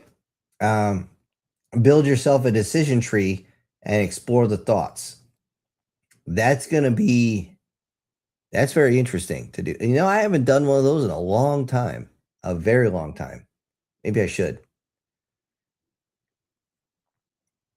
Let's see. He said, changed people are those who turn green and from all levels. At the end, the clown saves both planets from Kumbaya. Oh, Kumbaya? Yeah, I'm sure. It would come by all over her back, thighs, and neck. Okay. Sorry. I had to, guys. That was too easy a joke. All right. Let me do one thing here. Take that off of there. All right. Would weight matter for sympathy too? A little. Emaciated would definitely help. You know, somebody who looks well fed, you're not going to get a lot of sympathy for.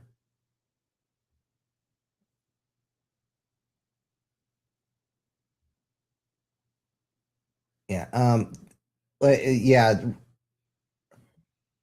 Right there, like you said, light speed is impossible. That would have killed the story. Yeah. Yeah. Unless you had some sort of portal device. And again, that's more teleportation than travel.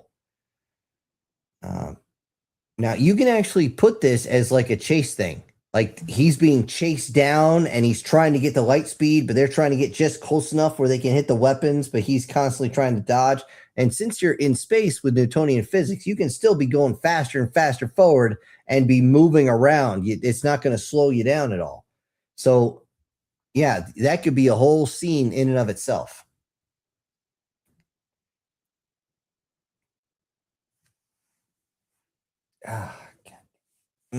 Sorry, guys. My shoulder's giving me some more problems. It hasn't healed yet.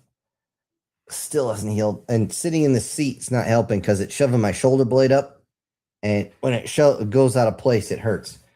Anyway. Yeah. Skip. That's a very interesting one. And yeah, the decision tree is probably your best bet on that one. Now, I will say this. If you still want this clown to save both planets, it's going to be very difficult to make sure you stay on that target as you go. Remind yourself when you get to a certain point, if you start pulling away from the main story too much and you want to get from point A to point B, but you're taking a wide route, make sure you don't get too far without course correcting. I mean, you can still save it a lot of times, but you just got to make sure that something happens that makes them go towards that area.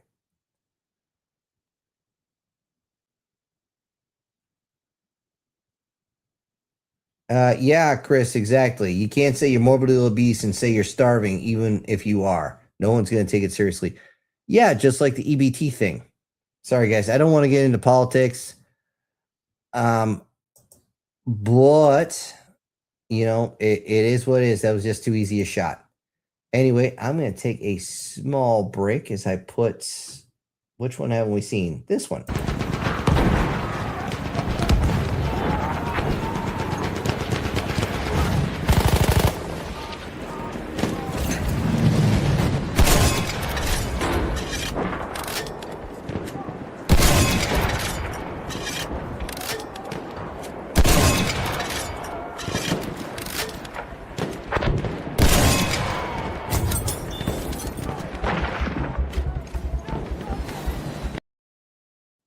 With that shot on the ridgeline, all I can hear is this. Gotcha, bitch.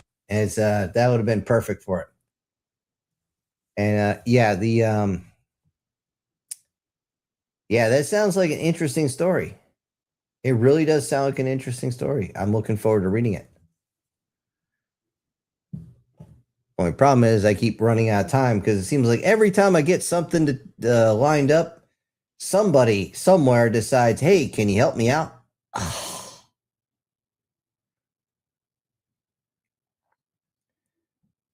So anyway, I'm not going to scroll all the way up. Let's see. I'm going to start here with Bite Me. As he says, or you can use Blink Drive wormhole generator to instantly go FTL. The wormholes work? Yes, they do. How they work? I haven't got the slightest fucking idea. Okay. Honestly, a wormhole is a metaphor, and a wormhole can be used the same way as Aquaman. That's the way he swims so fast, is he creates basically a tunnel, and there's a suction effect that makes him go faster. Okay. That's how he moves so quick. That can be considered a wormhole. Would that be considered FTL? Yes, it would. That's not considered as far as Stargate, because it takes several seconds and you are traveling in between at that point. It's not instantaneous. That means it is not teleportation. As far as the blink drive, a blink drive is teleportation. There's no delay between point A to point B. That is teleportation, 100%. Let's see. Douglas says the only redeeming actor in Buck Rogers was Aaron Gray as Colonel Wilma Deering. You know, it's been so long, I don't even remember the character at all. Do not remember. And there's Guardian counting. Yeah, I was actually writing it. I actually stopped counting how much it was, and yes, you're right. He did get an extra week.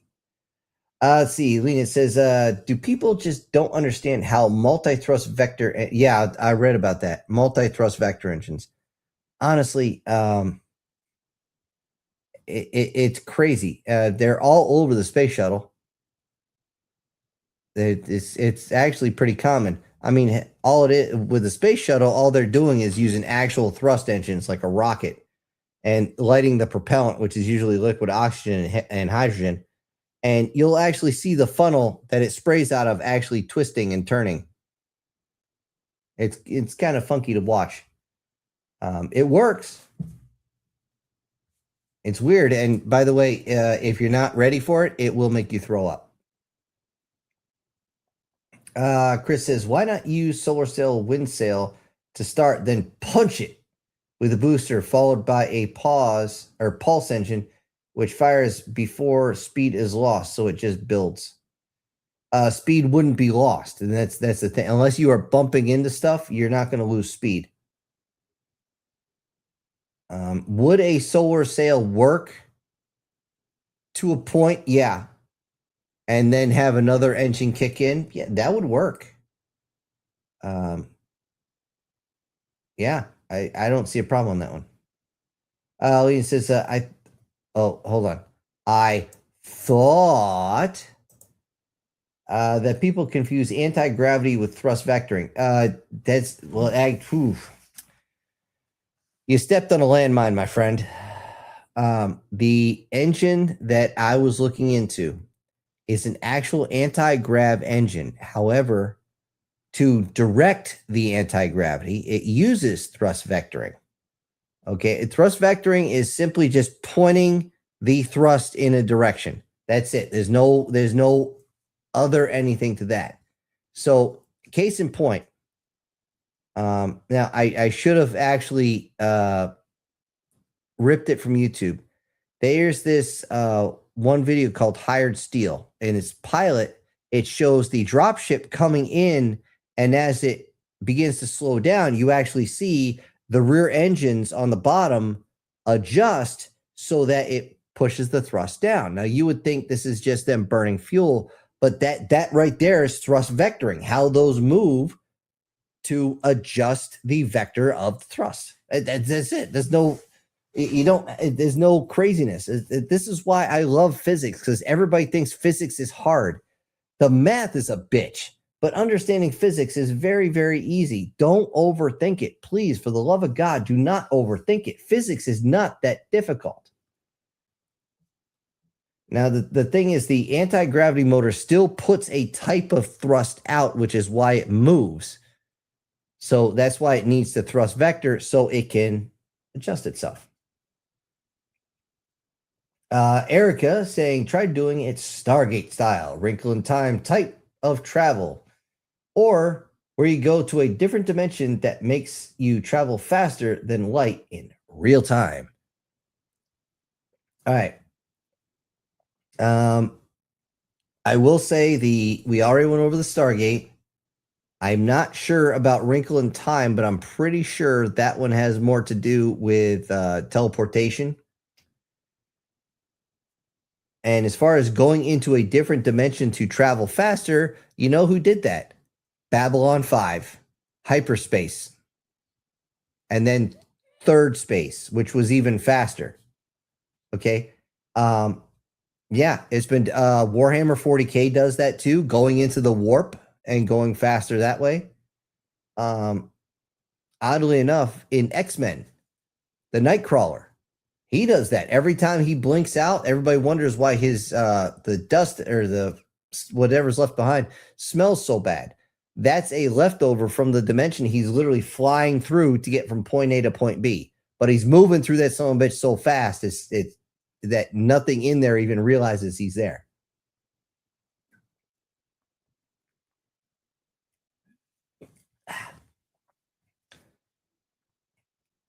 So yeah. Excuse me. Okay, Douglas says, depends on the methods of FTL travel.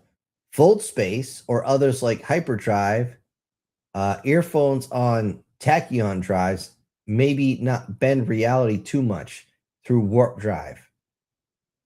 Might, damn it, I hate autocorrect. Okay, yeah. I was wondering why that was all over the place. All right. Fold space system is tantamount to teleportation. You are not traveling through space. You are literally just folding space in on itself. So you literally are pulling point B to point A and back again. Okay, that is, you are not actually traveling through space. You are warping space. That is a totally different animal.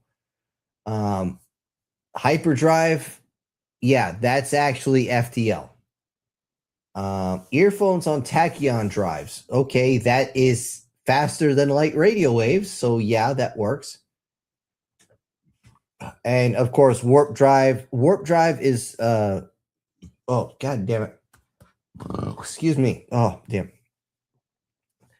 When everybody talks about warp drive, understand that there's an actual sequence on that one.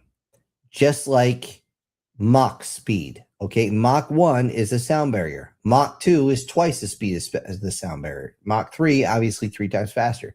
So whenever they say warp 1, that's the speed of light. Warp 2, twice the speed of light. That's how warp drive operates. So that absolutely is a type of FTL. And by the way, Chris, no, I don't think they're an evil Pennywise. If they were, I'm sure he would have said it right out. However, when you mentioned Rule 34, that's why I said it before. William says, Sin, like I warned you, I was loaded for bear. It's actually cut down from... Okay, I read that one. Never mind. Chris says, I mentioned Pennywise. Why not go for a Mary Poppins meets the Diary of Anne Frank mix? Well, considering as it turns out, the Diary of Anne Frank was a work of fiction. I don't know if that would work. And yeah, I know. I was disappointed on that one too. I just heard like 3 people go, "Are you fucking kidding me?" No, it was actually proven that the uncle wrote. He found the diary, but he filled in most of it.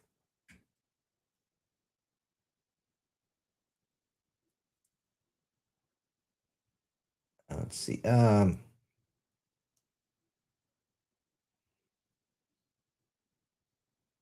Yeah, I'm seeing stuff we've already gone over. Chris says weight is actually matter for sympathy too. Yeah. When you're in a 0G environment, it's not weight. Weight means nothing. Weight is nothing, actually. It is mass. Okay. And I actually, believe it or not, it wasn't just me. It was a bunch of folks like you guys, you awesome, you beautiful, beautiful people, you got on their case when they were saying the torque to weight ratio. No, it's not torque to weight ratio. It's thrust to mass. Okay.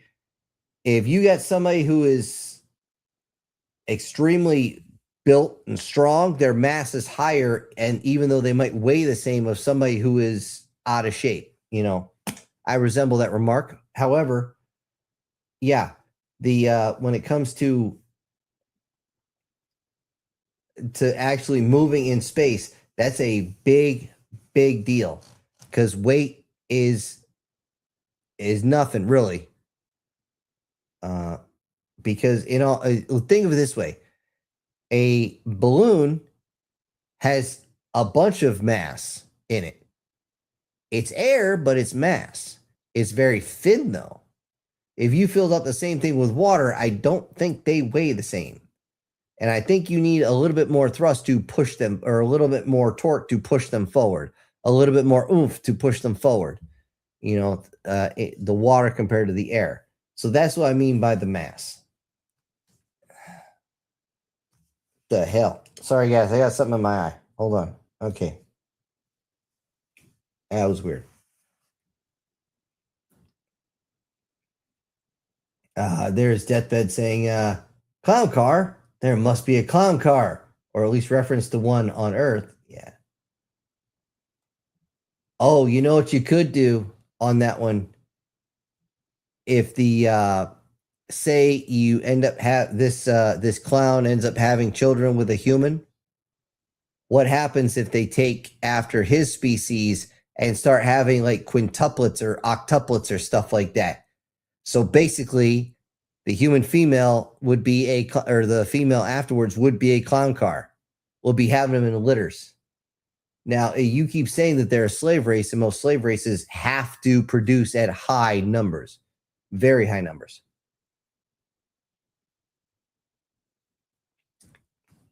So that's where you can get your clown car at. See, Draven's up here says sympathy for obese being who has self-regeneration and is being force-fed as a means of being a food source for others by having parts cut off and regenerate. Okay, that's ow. That's all I can say on that. Ow. That just sounds ow. That is unbelievably ouch. Oh man.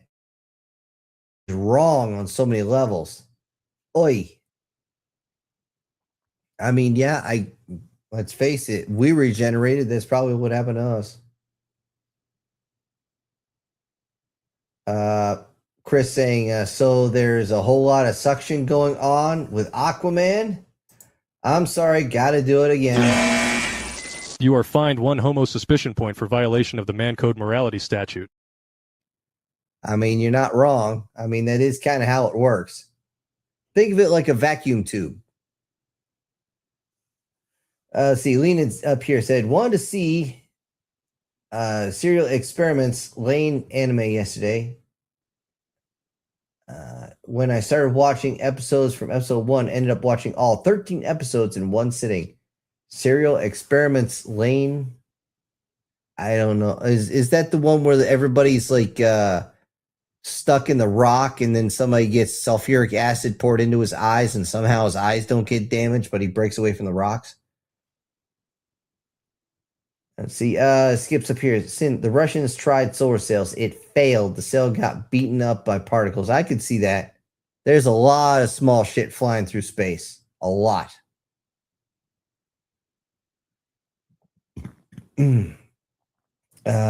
Deathbed saying, yeah, the engineer regenerating guy getting parts of him eaten happened on an episode of Farscape. Okay, well, that's why I didn't see it. I didn't care for Farscape as a kid. It was too, what's the word I'm looking for? For me to watch. I mean, I couldn't keep track of who was where. I mean, I didn't even know who was fucking who. But literally, I didn't know who was who on that part. I didn't know. Well, they kept calling each other like different names and whatnot. I was like, what the hell? All I knew is frog guy, old woman, blue chick, bug guy, big guy, the typical hot chick, and then the main character. That's literally what I called him at. My girlfriend hated me when I called him that. I said, hey, the big guy's on screen again. He's got a name, so I don't care. I showed up at her dorm room for another reason besides watching sci-fi shows. Swing! So, yeah.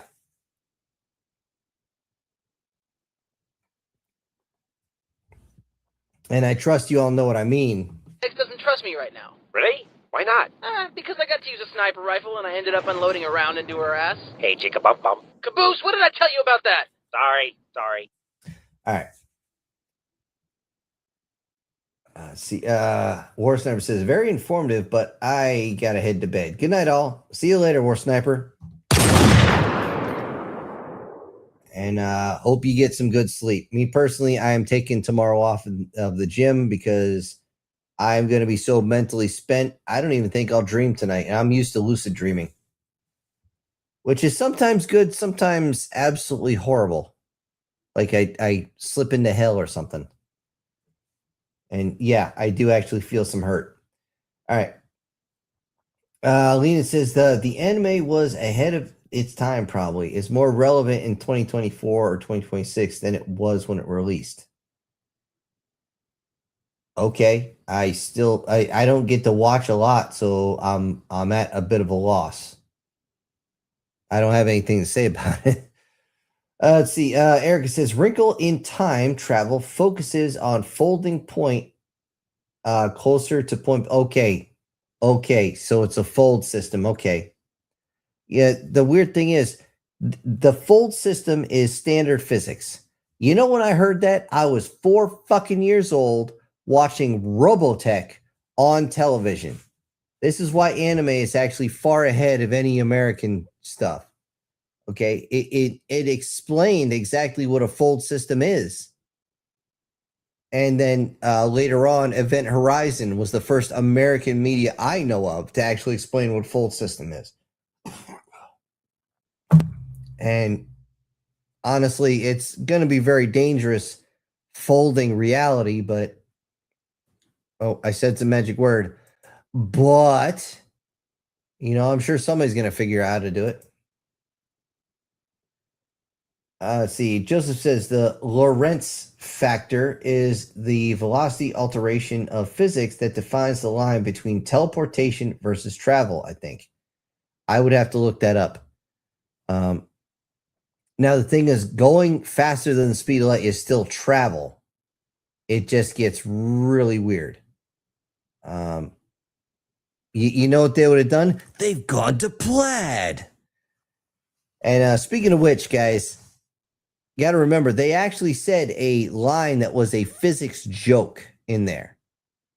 After Spaceball 1 flew past them, and Lone Star is like, they must have overshot us by a week and a half. Yeah, it's time. At that speed, you're warping time.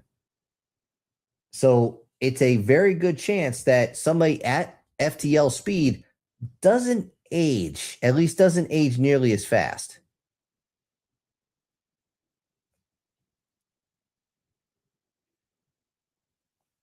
So it is a possibility. I'm not saying it is an actual thing. It is a possibility that you can fall asleep for what you believe is 8 hours at FDL speed, say 2 times the speed of light. And within those 8 hours, you've actually traveled 30 years into the future in straight line distance. You know, it is what it is. It's kind of weird to think about, but they've actually run tests on this, sending people with an atomic wristwatch where everything stays the same compared to people who are wearing the same type of ones back on Earth. And there's a noticeable difference. Like, not make you youthful again, but there's a noticeable difference of several seconds. I think the highest one was 9 seconds, something like that, different, because guy went around the world several times. It was weird. All right. Let's see. Lena says, I think the gravity is an illusion of the space-time effect being warped.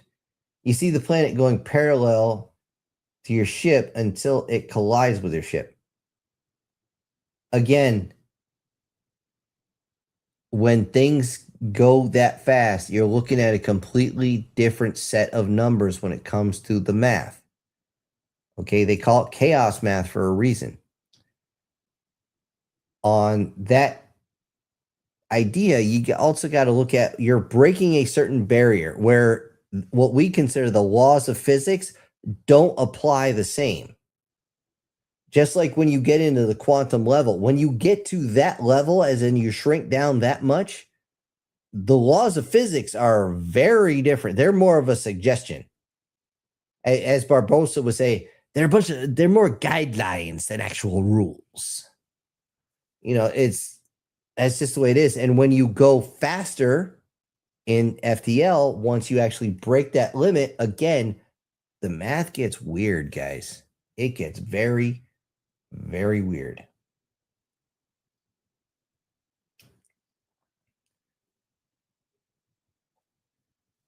Okay. Chris says the lawsuit over the diary Anne Frank in 1959, where they proved the story was a fabrication. That said, she did write the diary, and it is sexually explicit and a hell no to read. When it comes to humans being food, and yeah, it's a shame that they use that as for a long time. Even when I grew up, I was told that was nonfiction. Teachers are lying, man. And they also said that, what was it? Catcher in the Rye is a timeless classic. No, it's not. Quagmire said it best. Holden Caulfield was not a great intellectual. He was a spoiled brat who needed an ass kicking really fucking bad. All right, let's see here. He also says, when it comes to humans being food, we already regularly eat people. Most states remove cannibalism as a crime under Biden. Wonderful. McDonald's is 100% all beef patties come from a company named All Beef. It's not. Well, I don't eat at McDonald's anymore. It actually physically makes me sick. About 2 years ago, something like that. I was driving my nephew up he was doing some sort of football tryout, and I didn't want to stop for very long. I had to stretch my legs a little bit, and I wanted to grab something to eat, and I wanted to get on the road. Well, we stopped. I got a quarter pounder. He got whatever the hell he got. I scarfed it down, had the fries, had the drink. We got going maybe 20 minutes later. I'm like, dude, did that sit right? He's like, no. I'm like, oh, God. Oh, so much for making time. I had to pull over the side of the road for nearest truck stop. And yeah, that was not fun. Let's see. Lena says, Serial Experiments Lane anime was the old cyberpunk anime about a girl named Lane, that the basic premise, their world was based on the 90s computers with high technology like automated driving cars. advanced versions of internet called the wire, and some advanced personal computers that read your email. That's just what I need. AI figuring how many spelling mistakes I make.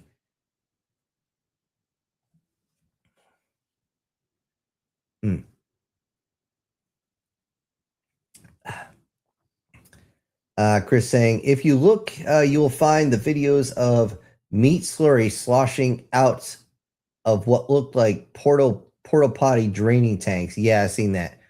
Registered to funeral homes, going to meat packing plants. That is disgusting. That is straight up gross. That is honestly, that's almost enough to put me off my appetite. The thing is, I had venison tonight. I had venison in a stew, and we know where the vegetables were sourced, and I shot the damn deer. So yeah, no human parts in that. But yes, Chris, quite disturbing stuff, and I have seen it. Joseph says the Lorentz factor limits any item with any mass to an infinite amount of energy to go faster than the light. You can also near light speed with mass, the short version of current belief. Now, right there is the problem, Joseph, is the fact that is the current belief. The thing, how they say that all laws are meant to be broken. I will say the laws of physics do work to make a lot of math actually work. That being said, just like I mentioned before, compared to like the quantum level or above the light speed, that's where the numbers change. And the laws of physics are not even a suggestion. Guard says, fun fact, Pennywise and Mary Poppins are the same species, just that Mary Poppins finds the joy and Pennywise feeds on fear and, well, flesh too. Yeah. Honestly, when I was a kid, watching that guy get sucked into the pipe and he just folded like a suit, I was just like, you know what? No, because I've never been flexible. And I was just like, absolutely not. Anyway, I'm going to go over here and just throw another video on just for shits and giggles. And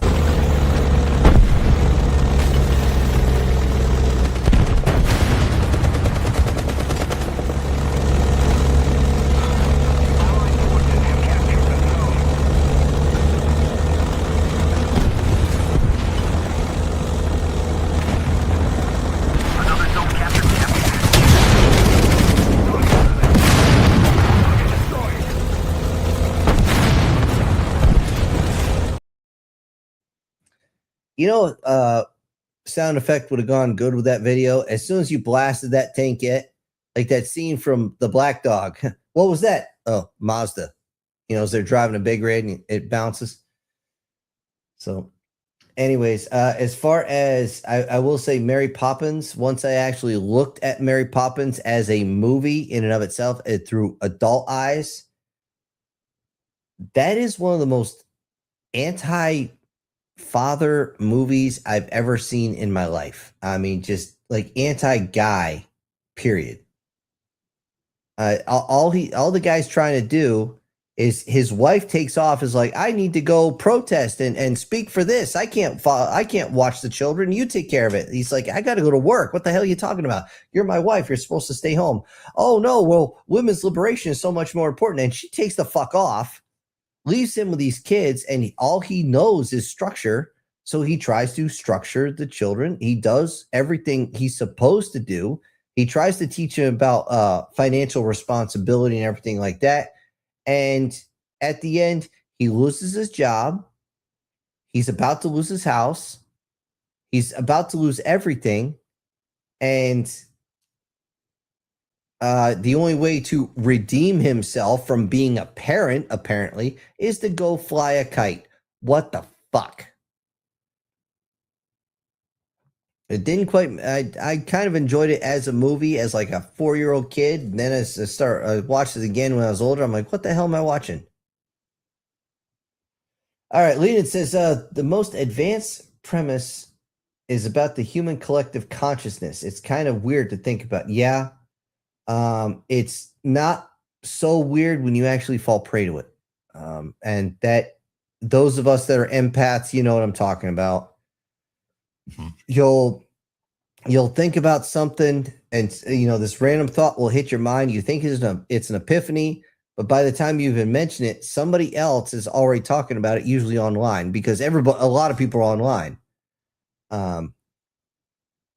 Just like I did the whole, or how do I put this? Well, I've had it several times. Like I started talking to people about the whole data centers are actually fusion centers. And if you know what that is, it should scare the shit out of you, rightfully so. And when I brought that up, I was going to make a Crazy Uncle video about it. And then I was like, I don't have time to make it. Like, not 2 days later, I see somebody actually come out with a video saying the exact same thing. Like I said, empathic, not telepathic. That's different. I would need to focus a lot to actually become telepathic. Okay. Alan's up here saying, hey, Sin, story tonight? Unfortunately, no. I did not have time to create one at all. I do apologize for that, guys. Base me in the comments if you need to. But I just ran out of time. It is what it is. You guys have sent me a lot of story ideas too. It wouldn't take me long to just grab one. Okay, Leon says, I don't want to talk about episode 9 because it broke my mind with aliens glitching into her room. Episode 9. I'm not sure which one I was talking about. Oh, okay. Yeah, okay. Yeah, you're talking about the anime. Okay. Oh, you want to talk about people glitching into the room? That's Star Trek's MO, where they can literally drop a security team in your bedroom while you're literally scratching your nuts. I mean, honestly, the technology they have in Trek is horrifying. It is truly horrifying if you think how people would actually use it.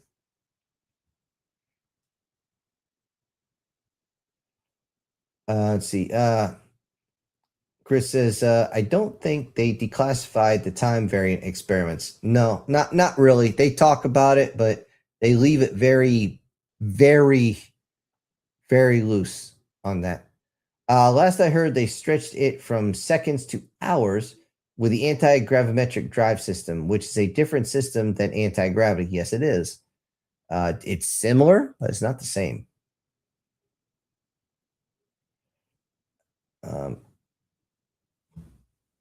Now, is time is the time variant ones. The only ones we ever get to see is the twin brother who actually went up into space with the same watch that his brother went up. And there's a noticeable difference in the watches and stuff like that. And one of them's been up so many times, you can see he looks younger than his brother. It's kind of freaky. Let's see. Joseph says, a lot of sci-fi authors warp zone mass mechanics into drives to stay current.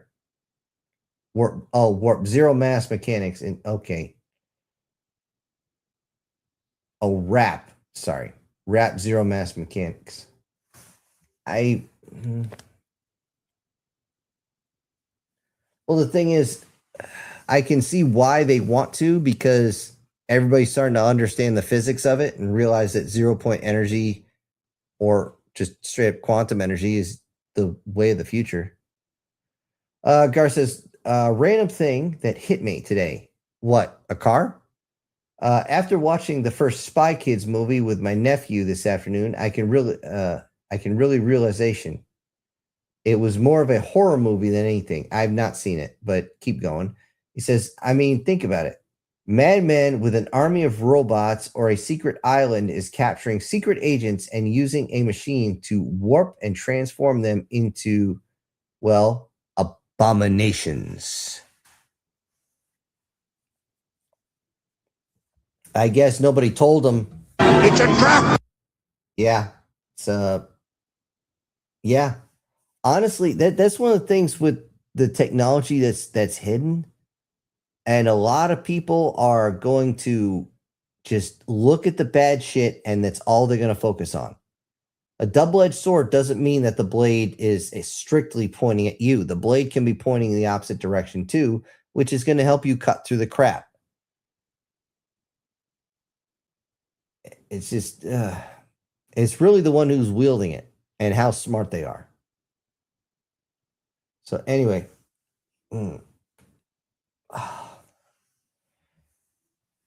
sorry guys, kind of went off. My brain went into like two different directions at one point. Okay.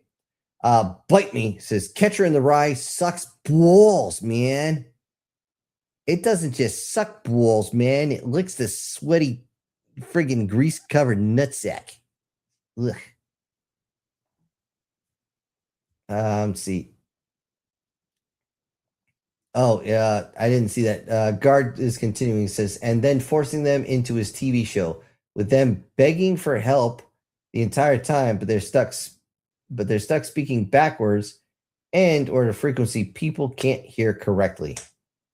Yeah, I find it to be more horror than anything. Yeah. Yeah, I could definitely see that. You know, kind of like what was that movie where the guy got like surgically altered like a dozen times to become a walrus, and then his mind basically just broke and he started acting like one? That's just, yeah, same idea. You break the mind.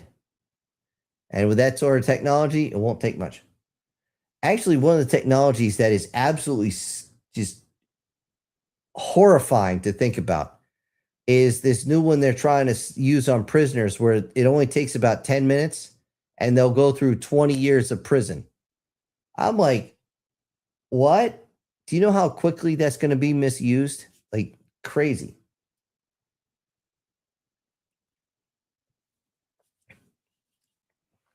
I mean, yeah, that's like the old, I don't want to say joke, but as a thought experiment. What would happen if the day you die, suddenly somebody pulls a VR headset off your head and says, well, I hope you enjoyed the experience. How fast would you want to beat someone's ass? Leon says, I know that the music group Boa created the song Duvet and they gave it to an anime. Dude, you lost me. Guard saying, fun fact, with the last vid, if you watch it again, I rammed it and threw it to the side. And yes, I gave him a French drive-by. I don't know what French drive-by is. Did you hit him with a baguette or something? And it looks like Guardian's out. Yep, everybody's saying bye to him. See you later, Guardian. We still have a few folks here as I look to see how many folks are still here. See, Leon is up here. He says, oh, I think I've seen a new video game demo that looks very promising to me because you're operating an 800 millimeter, holy shit, heavy artillery with HE and AP shells to commit war crimes and liberate Spain. 800 millimeter. You mean the fucking Gustav gun? I mean, that's one of the only ones that was that big. I mean, that's freaking nuts.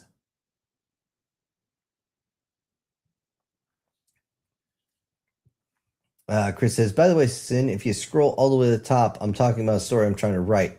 I can't figure it out. If you want to, you can take it as fun, off-the-cuff story, maybe series. I'm not going to steal your stuff, man. But I will, if I remember, I will, hold on. Let me give myself a note here. Say, God damn it.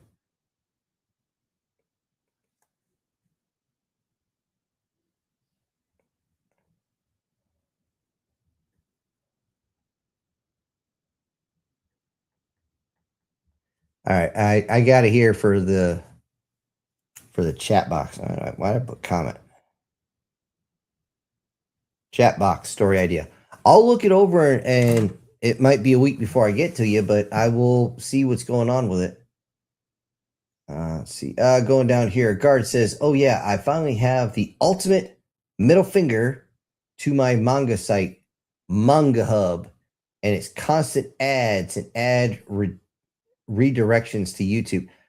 Dude, that has been driving me nuts. Every single time I try to watch the webcomic series that I used to enjoy, there's very few people I actually want to see their webcomic, and there's only one that I have so far that is not a redirect, or they're trying to throw another ad on there or something like that, or it's like 3 different ads show up. I'm like, what the fuck is this? And then the little X, try watching that on your phone. I got not the skinniest of fingers, but I mean, still, I'm sitting there like trying to hit the X just right. And if you miss it by a fucking pixel, something else comes up. You got to get that off. And there's 3 more ads. I'm like, what the fuck is this bullshit?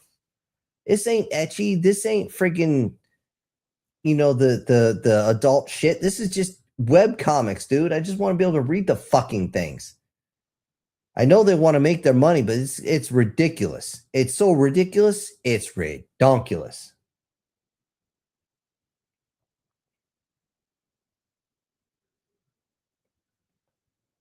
Let's see. Guard says, I mean, at first I was okay with it. It was pretty cheap, $250 a month. VIP was $750 for 3 months and $25 for a year. It's a steal, right? There, if you ask me. But when I went to go make a payment for its normal means, we're gone. PayPal was gone, and I had to buy crypto. What? So I didn't buy it.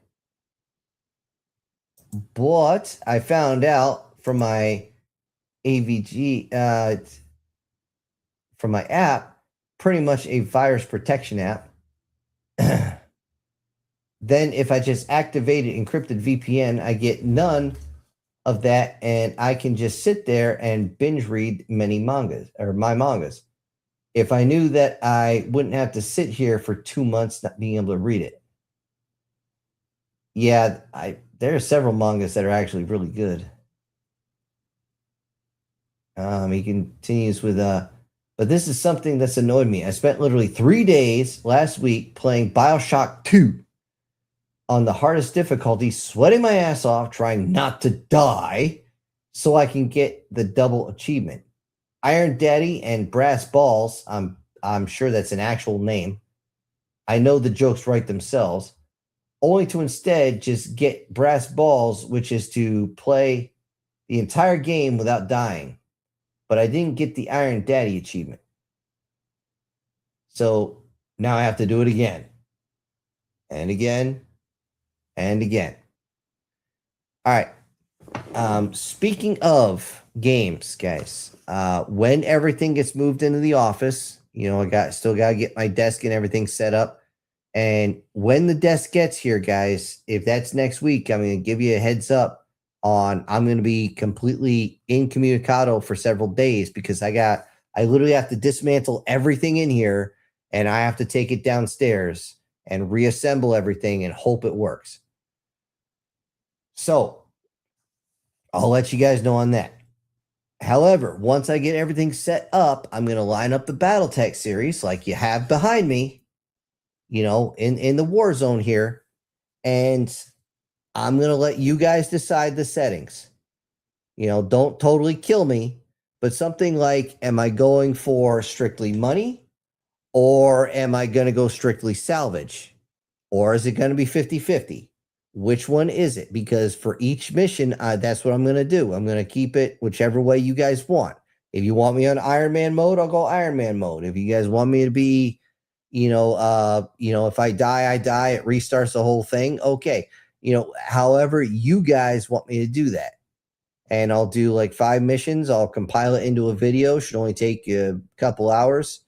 And that's going to be a kind of a side thing, especially for when I can't get a story out. So That's still on the docket because I couldn't get the Man of War Assault Squad 2 to work. I got to work almost all the way. There's like one or two things that just wouldn't fucking work. And I have no idea why. It was weird. Because originally it was supposed to be the basically color war. I was going to differentiate each of the weapon systems and the and vehicles and stuff. And then you guys would actually play it. I would just be the administrator. But that did not work out at all because the fucking system doesn't want to work. Okay. Let's see. Lena's here. He says, yes, kind of like a Gustav, but the player is inside of a double-barrel turret that moves on 6 legs, and you have to circulate angles and elevation. It's by the way, it's distance and elevation. You don't actually calculate the angle. The angle is calculated off distance and elevation. There's also search and traverse. You know, if you're doing machine guns, the chargers and then fire it. Armor piercing, high penetration is smaller, more controlled explosion than high explosive burst shell. Well, I would assume so. One's meant to penetrate, one's meant to explode. Joseph up here says, I have been stuck on the rewatching the Gate anime this week. I can't. I just can't. It's too much, going over the JSDF and giving them a handy. That's just no. What really gets me about that series is the fact that they try to make themselves look so great. They try to make the Russians, the Chinese, the Americans look so bad. I mean, you could do that with the Chinese, no problem, because they suck. The Russian special forces, you'd have a hard time taking them down. And you're not going to, our Delta guys, I'm sorry, no, I've worked with those men. They're scary good. And I don't say that more often. However, it was all about them friggin' fondling the balls of the JSDF, saying how great they are and nobody can get in and this, that, and the other thing, even though they're using American firearms, American communications, American armor, American tanks, American aircraft. What the fuck, over? And the few things that aren't American are European. They had a couple Belgian machine guns and stuff like that, which, by the way, the Belgians make excellent full automatics. Oh my God. I carried a saw, man. It was great. Squad automatic weapon, 900 rounds a minute, full cyclic rate. But you better change that friggin' barrel after you shoot it like that, because you're going to melt that son of a bitch off. And yes, you can light your cigarette off of it. All right. But yeah, enjoy Gate for what it is, Joseph. I can't watch it. And when they do the whole one that's coming up where a gate apparently opens up in the ocean because apparently the Japanese are the greatest maritime everybody's, I'm sitting there saying, no, you're shooting up Viking boats with a 21st century torpedo. What the fuck, over? That's not, I'm better than you. That's the technology advantage is just insane. All right. See, Gart says, well, I hope you're excited about season 3, even though it's going to be focused on a completely different book for Gate, which is the sequel series for it. Now, the premise of Gate, I like. I do. I really, really do. As far as the actual anime goes, I think it's dog shit. Okay. It's just, no. When that young girl freaked out because the guy was a ranger and he was special forces and he was like Marsoc and Delta and this, that, the other thing, just because he's a lazy piece of shit. I'm sorry. No. I've worked with the friggin' Japanese military before. If you're a lazy piece of shit, they don't let you skate by. They literally will drag you out and beat the shit out of you. You either pull your weight or you're going to feel a lot more pain than just the rucksack on your back. The only thing that we had totally beat with the Japanese period was their weapons were so freaking light, I was afraid to shoot the damn things. I thought they'd explode. Guard up here again says, like, I'm sorry they're making season 3 about its spin-off series, which focuses on Japanese Navy. Yep, I was just talking about that. Lean is with, I think I know several niche old anime that I have watched before. Yeah, I mean, they can be good for what they are. I don't know. It's the blatant, self-suck that they give themselves that I'm just like, no, dude, no. Especially they're taking down or protecting the castle with H-1 Hueys and Cobra attack helicopters. The fuck? Or sorry, not Hueys, Iroquois. Just Alan says, well, 2 hours, so good. Night all. Yep. We're getting close to 3 and I'm fading here. So Lena says, that's not a joke, but I think I've seen a short anime video pairing Star Trek and Gundam at the same time from the 80s. I don't even know what you're talking about, man. That'd be something I'd have to look up. Joseph says, I blame the lack of options. All the contemporary anime is not my cup of tea. I will say some of them work. The one that's coming, I guess they're trying to make another season of like Wise Man's Grandson. Now, the fact that he was reborn in that world with memories enough where he had scientific knowledge that helped him out. Like he understands how fire actually burns without fuel or without visible fuel, how it's going to operate. Basic chemistry and things like that. And the fact that he's been trained since he was old enough to find his own dick, that actually makes a lot of sense. It gets a little cheesy with the hot girlfriend and all that stuff, but still, it makes sense. If you've been training that hard for that long, you're going to be good at something. Not to mention you got the brain of a fucking 30-year-old. So, yeah. There some things just work. I'm a mob in an Otome game. I mean, that they've redone that manga so many fucking times. I don't even want to.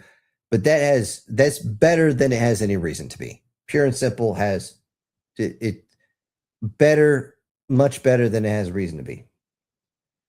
I can think of like 2 or 3 more. I mean, a few folks know about Moonlight Fantasy. I don't even know if they came out with a second season or not. I haven't seen it. I know the first season was pretty good. So yeah. Anyways, I'm sure there's others. But yeah, a lot of the contemporary stuff is, I don't know. They're trying to rehash the same story again and again and again, and they're failing. Now, the whole thing about somebody being summoned and magically they're stronger without any type of training, I have a major problem with that. I mean, major, major, major problem with that. You're not just gifted power and you don't magically not abuse it. It just doesn't happen. Let's see, moving over here. Chris says, I don't know if a torpedo would be effective against wood, metal proximity sensors, and whatnot. You're thinking magnetic fuses, Chris. A lot of the ones nowadays, they don't need metal. They literally get within a certain proximity and they just blow up. The one that's a ship killer that can literally cut or blow a super tanker in half is not a magnetic fuse. That literally just times within how deep it hits the ocean, and it pauses for just enough time to get about 3 feet down, then explode, and the concussive force wave of the waters would actually folds the boat and snaps it.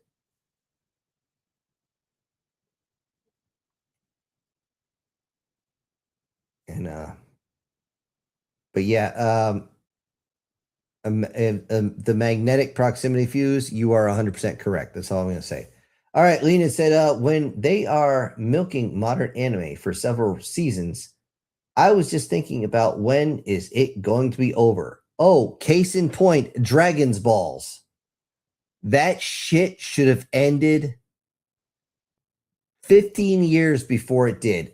I mean, it is just terrible. It's the same shit over and over and over and over and over. I mean, come on. Is the only thing anyone's going to learn from that is screaming makes you stronger. And then they're going to ask, how many Saiyans does it take to screw in a light bulb? Just one, but it'll take a season and a half to do it. You know, that comes from the Cell Saga, but there's more that goes with that. They were trying to delay it so that the manga could come out first. All right. And by the way, that whole thing, Chris, about the wood, I actually did ask somebody who was he just left the Navy 4 months ago, I think, maybe 6, whatever. And he let me know about that source. He's like, oh, some of this shit is just scary good. You can set those torpedoes to do whatever the hell they want.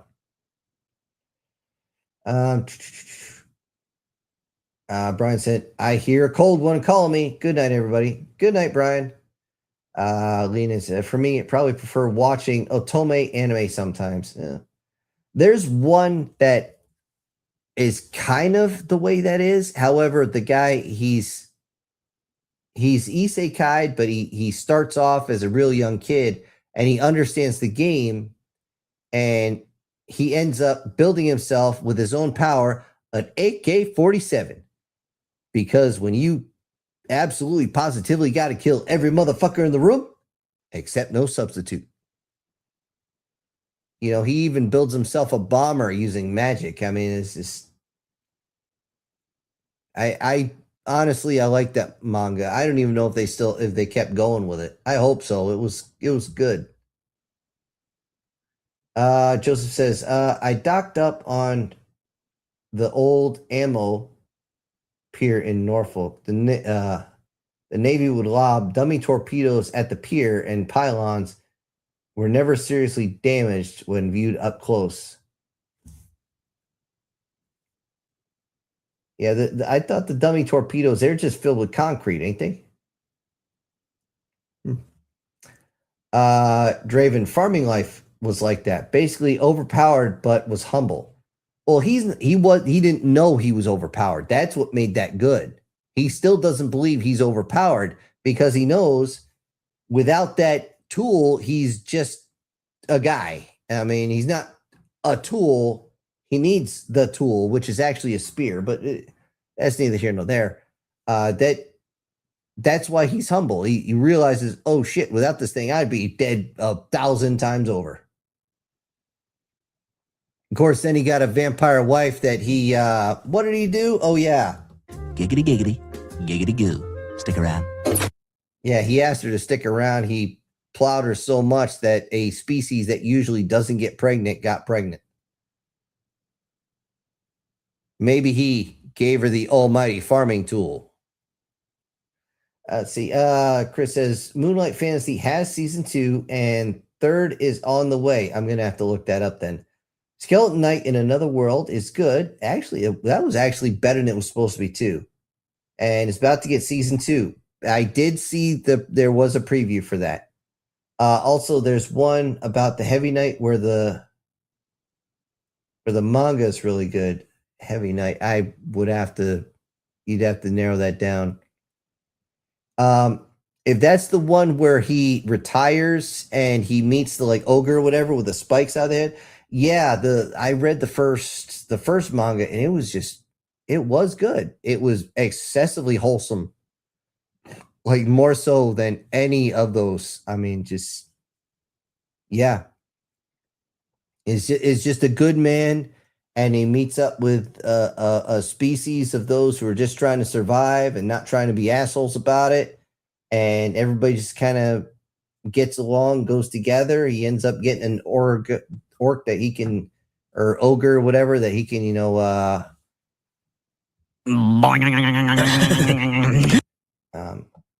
so yeah, that honestly, it's a little slow for my taste, but we'll see. Lena says, I think I have watched the anime about 50-year-old businessman getting into his daughter's video game because of the head trauma, but he's probably very cool about it. I'm at a loss on that one. 50-year-old businessman getting into his daughter's video game? I'm drawing a blank, man. I'm missing something. Draven's up here. Sorry to say, I never liked Dragon's Balls. Yeah, the only reason I really watched it is because my friends in college were just really deep into it. They were also really deep into Gundam Wing at the time. But looking back at Gundam Wing, it's kind of eh. And the thing with Dragon's Balls, it's the same shtick. And over and over and over again. But here's what really gets me, though. If you look at Super Saiyan from regular Saiyan, that right there, if you've ever been in a complete and total rage, the limiter of your muscles gets shut off. And the power that you have is just absolutely crazy. You literally turn into Broly, Bali, Bokaki, whatever the fuck his name was, where he turns Super Saiyan and loses control. Okay, that's what happens. You go to Super Saiyan 2, and that is, you have that same rage, but you're focused. You are laser focused on who you want to hurt. And that's that level. And I've been in that zone a couple times, and if you don't have somebody there to pull you off, you will kill somebody. It is just crazy. And sometimes you have to be popped a few times before you get in that zone. That's what happened to me. And at least one time, that's what happened to me. Or some guys can just turn it on and off like a switch, which is kind of creepy, but they can. But after that, once you pass Super Saiyan 1 and 2, all it was, oh, I was born with a tail, so I can naturally do this. And then once they can do that, there was a worse enemy, and then they went over and did the same thing, and then there's another worse enemy, then they did the same thing. I'm like, how many different hairstyles do you got? Okay, this is crazy. Let's see. Lena says, I like watching No Game, No Life. That anime was ahead of its time. I did not see that one. I was going to. I never got around to it, and it went bye-bye on me. Chris says, I just realized it's been 16 years since I was medically separated from active duty because I took too long to recover and was no longer worldwide assignable. Damn, I'm getting old. Yeah, I can't say too much because I've seen this happen too. And yeah, I'm like 5 years out, or no, I'm 4 years out already. And I'm thinking, shit, I'm already climbing, and it's terrible. You want to do anything to go back. It's crazy. As bad as it was. He also says Heavy Knight is an isekai where he plays his favorite class in the game world. Again, I haven't seen it, so I can't. There's a lot of those going around. Like there's one where the guy is the archer. I saw the preview, and he just all of a sudden he just practices so much that as the weakest class, and he just kicks everybody's ass. There's one where the guy, he's literally a bird-headed dude running around in his underwear. Yeah, it's weird. Lena says, I like watching heavy metal dark fantasy anime because it was so cool. They probably never going to make something like that again because it's from the 90s. Yep, like Demon City Shinjuku or something like that. You know, that was one of the first ones I saw. That shit was dark. That was very dark. A lot of people like Akira. I was never a fan of that. So much of it didn't make sense. The consistency did not stay, period. So I couldn't. I know a lot of people like it. I'm not one of them. So anyways, that looks like it's about it. Let me check to see if I've seen everything here. Let's do another quick drive-by.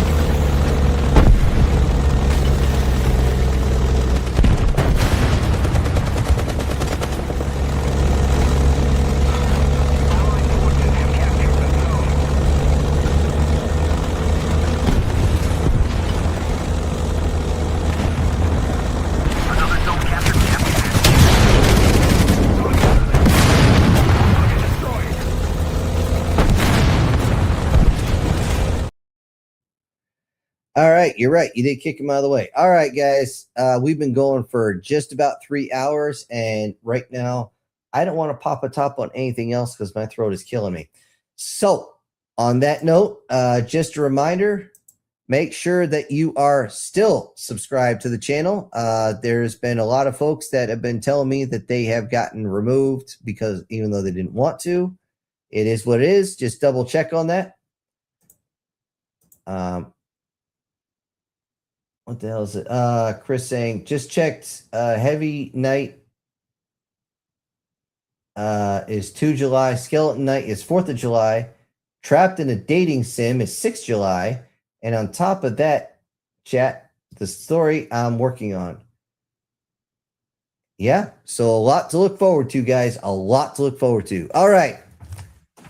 Safety brief. All right. If you guys know, if you drink, you don't drive. If you drive, you don't drink. If your buddy wants to drink and drive, feel free to beat their ass.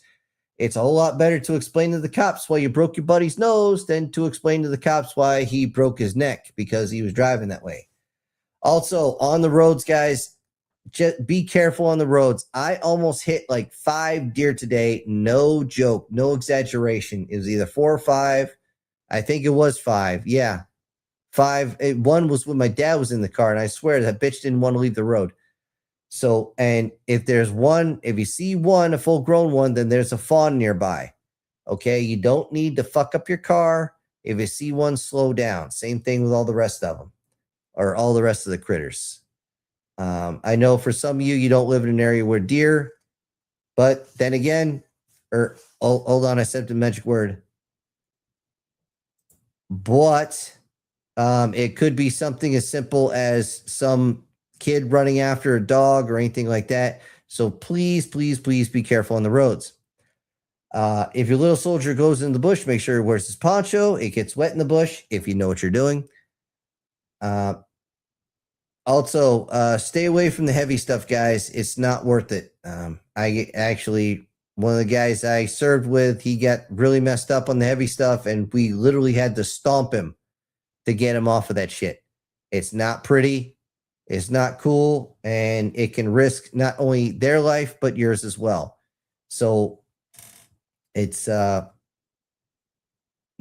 it's not a good thing. That being said, by all means, go out and have fun during the summer, guys. It is summer. Go out, enjoy it, get some sun, touch grass, touch a tree. You don't have to hug a tree or hump a tree like some sort of anime say you do. However, just make sure you guys go out and just enjoy yourself during the summer because, like, we just came off a very long winter. You don't know how long the summer months are going to be. So take advantage of them while they're here. And I will see all of you next week on Syntex Live. This is your host, and I'm punching out.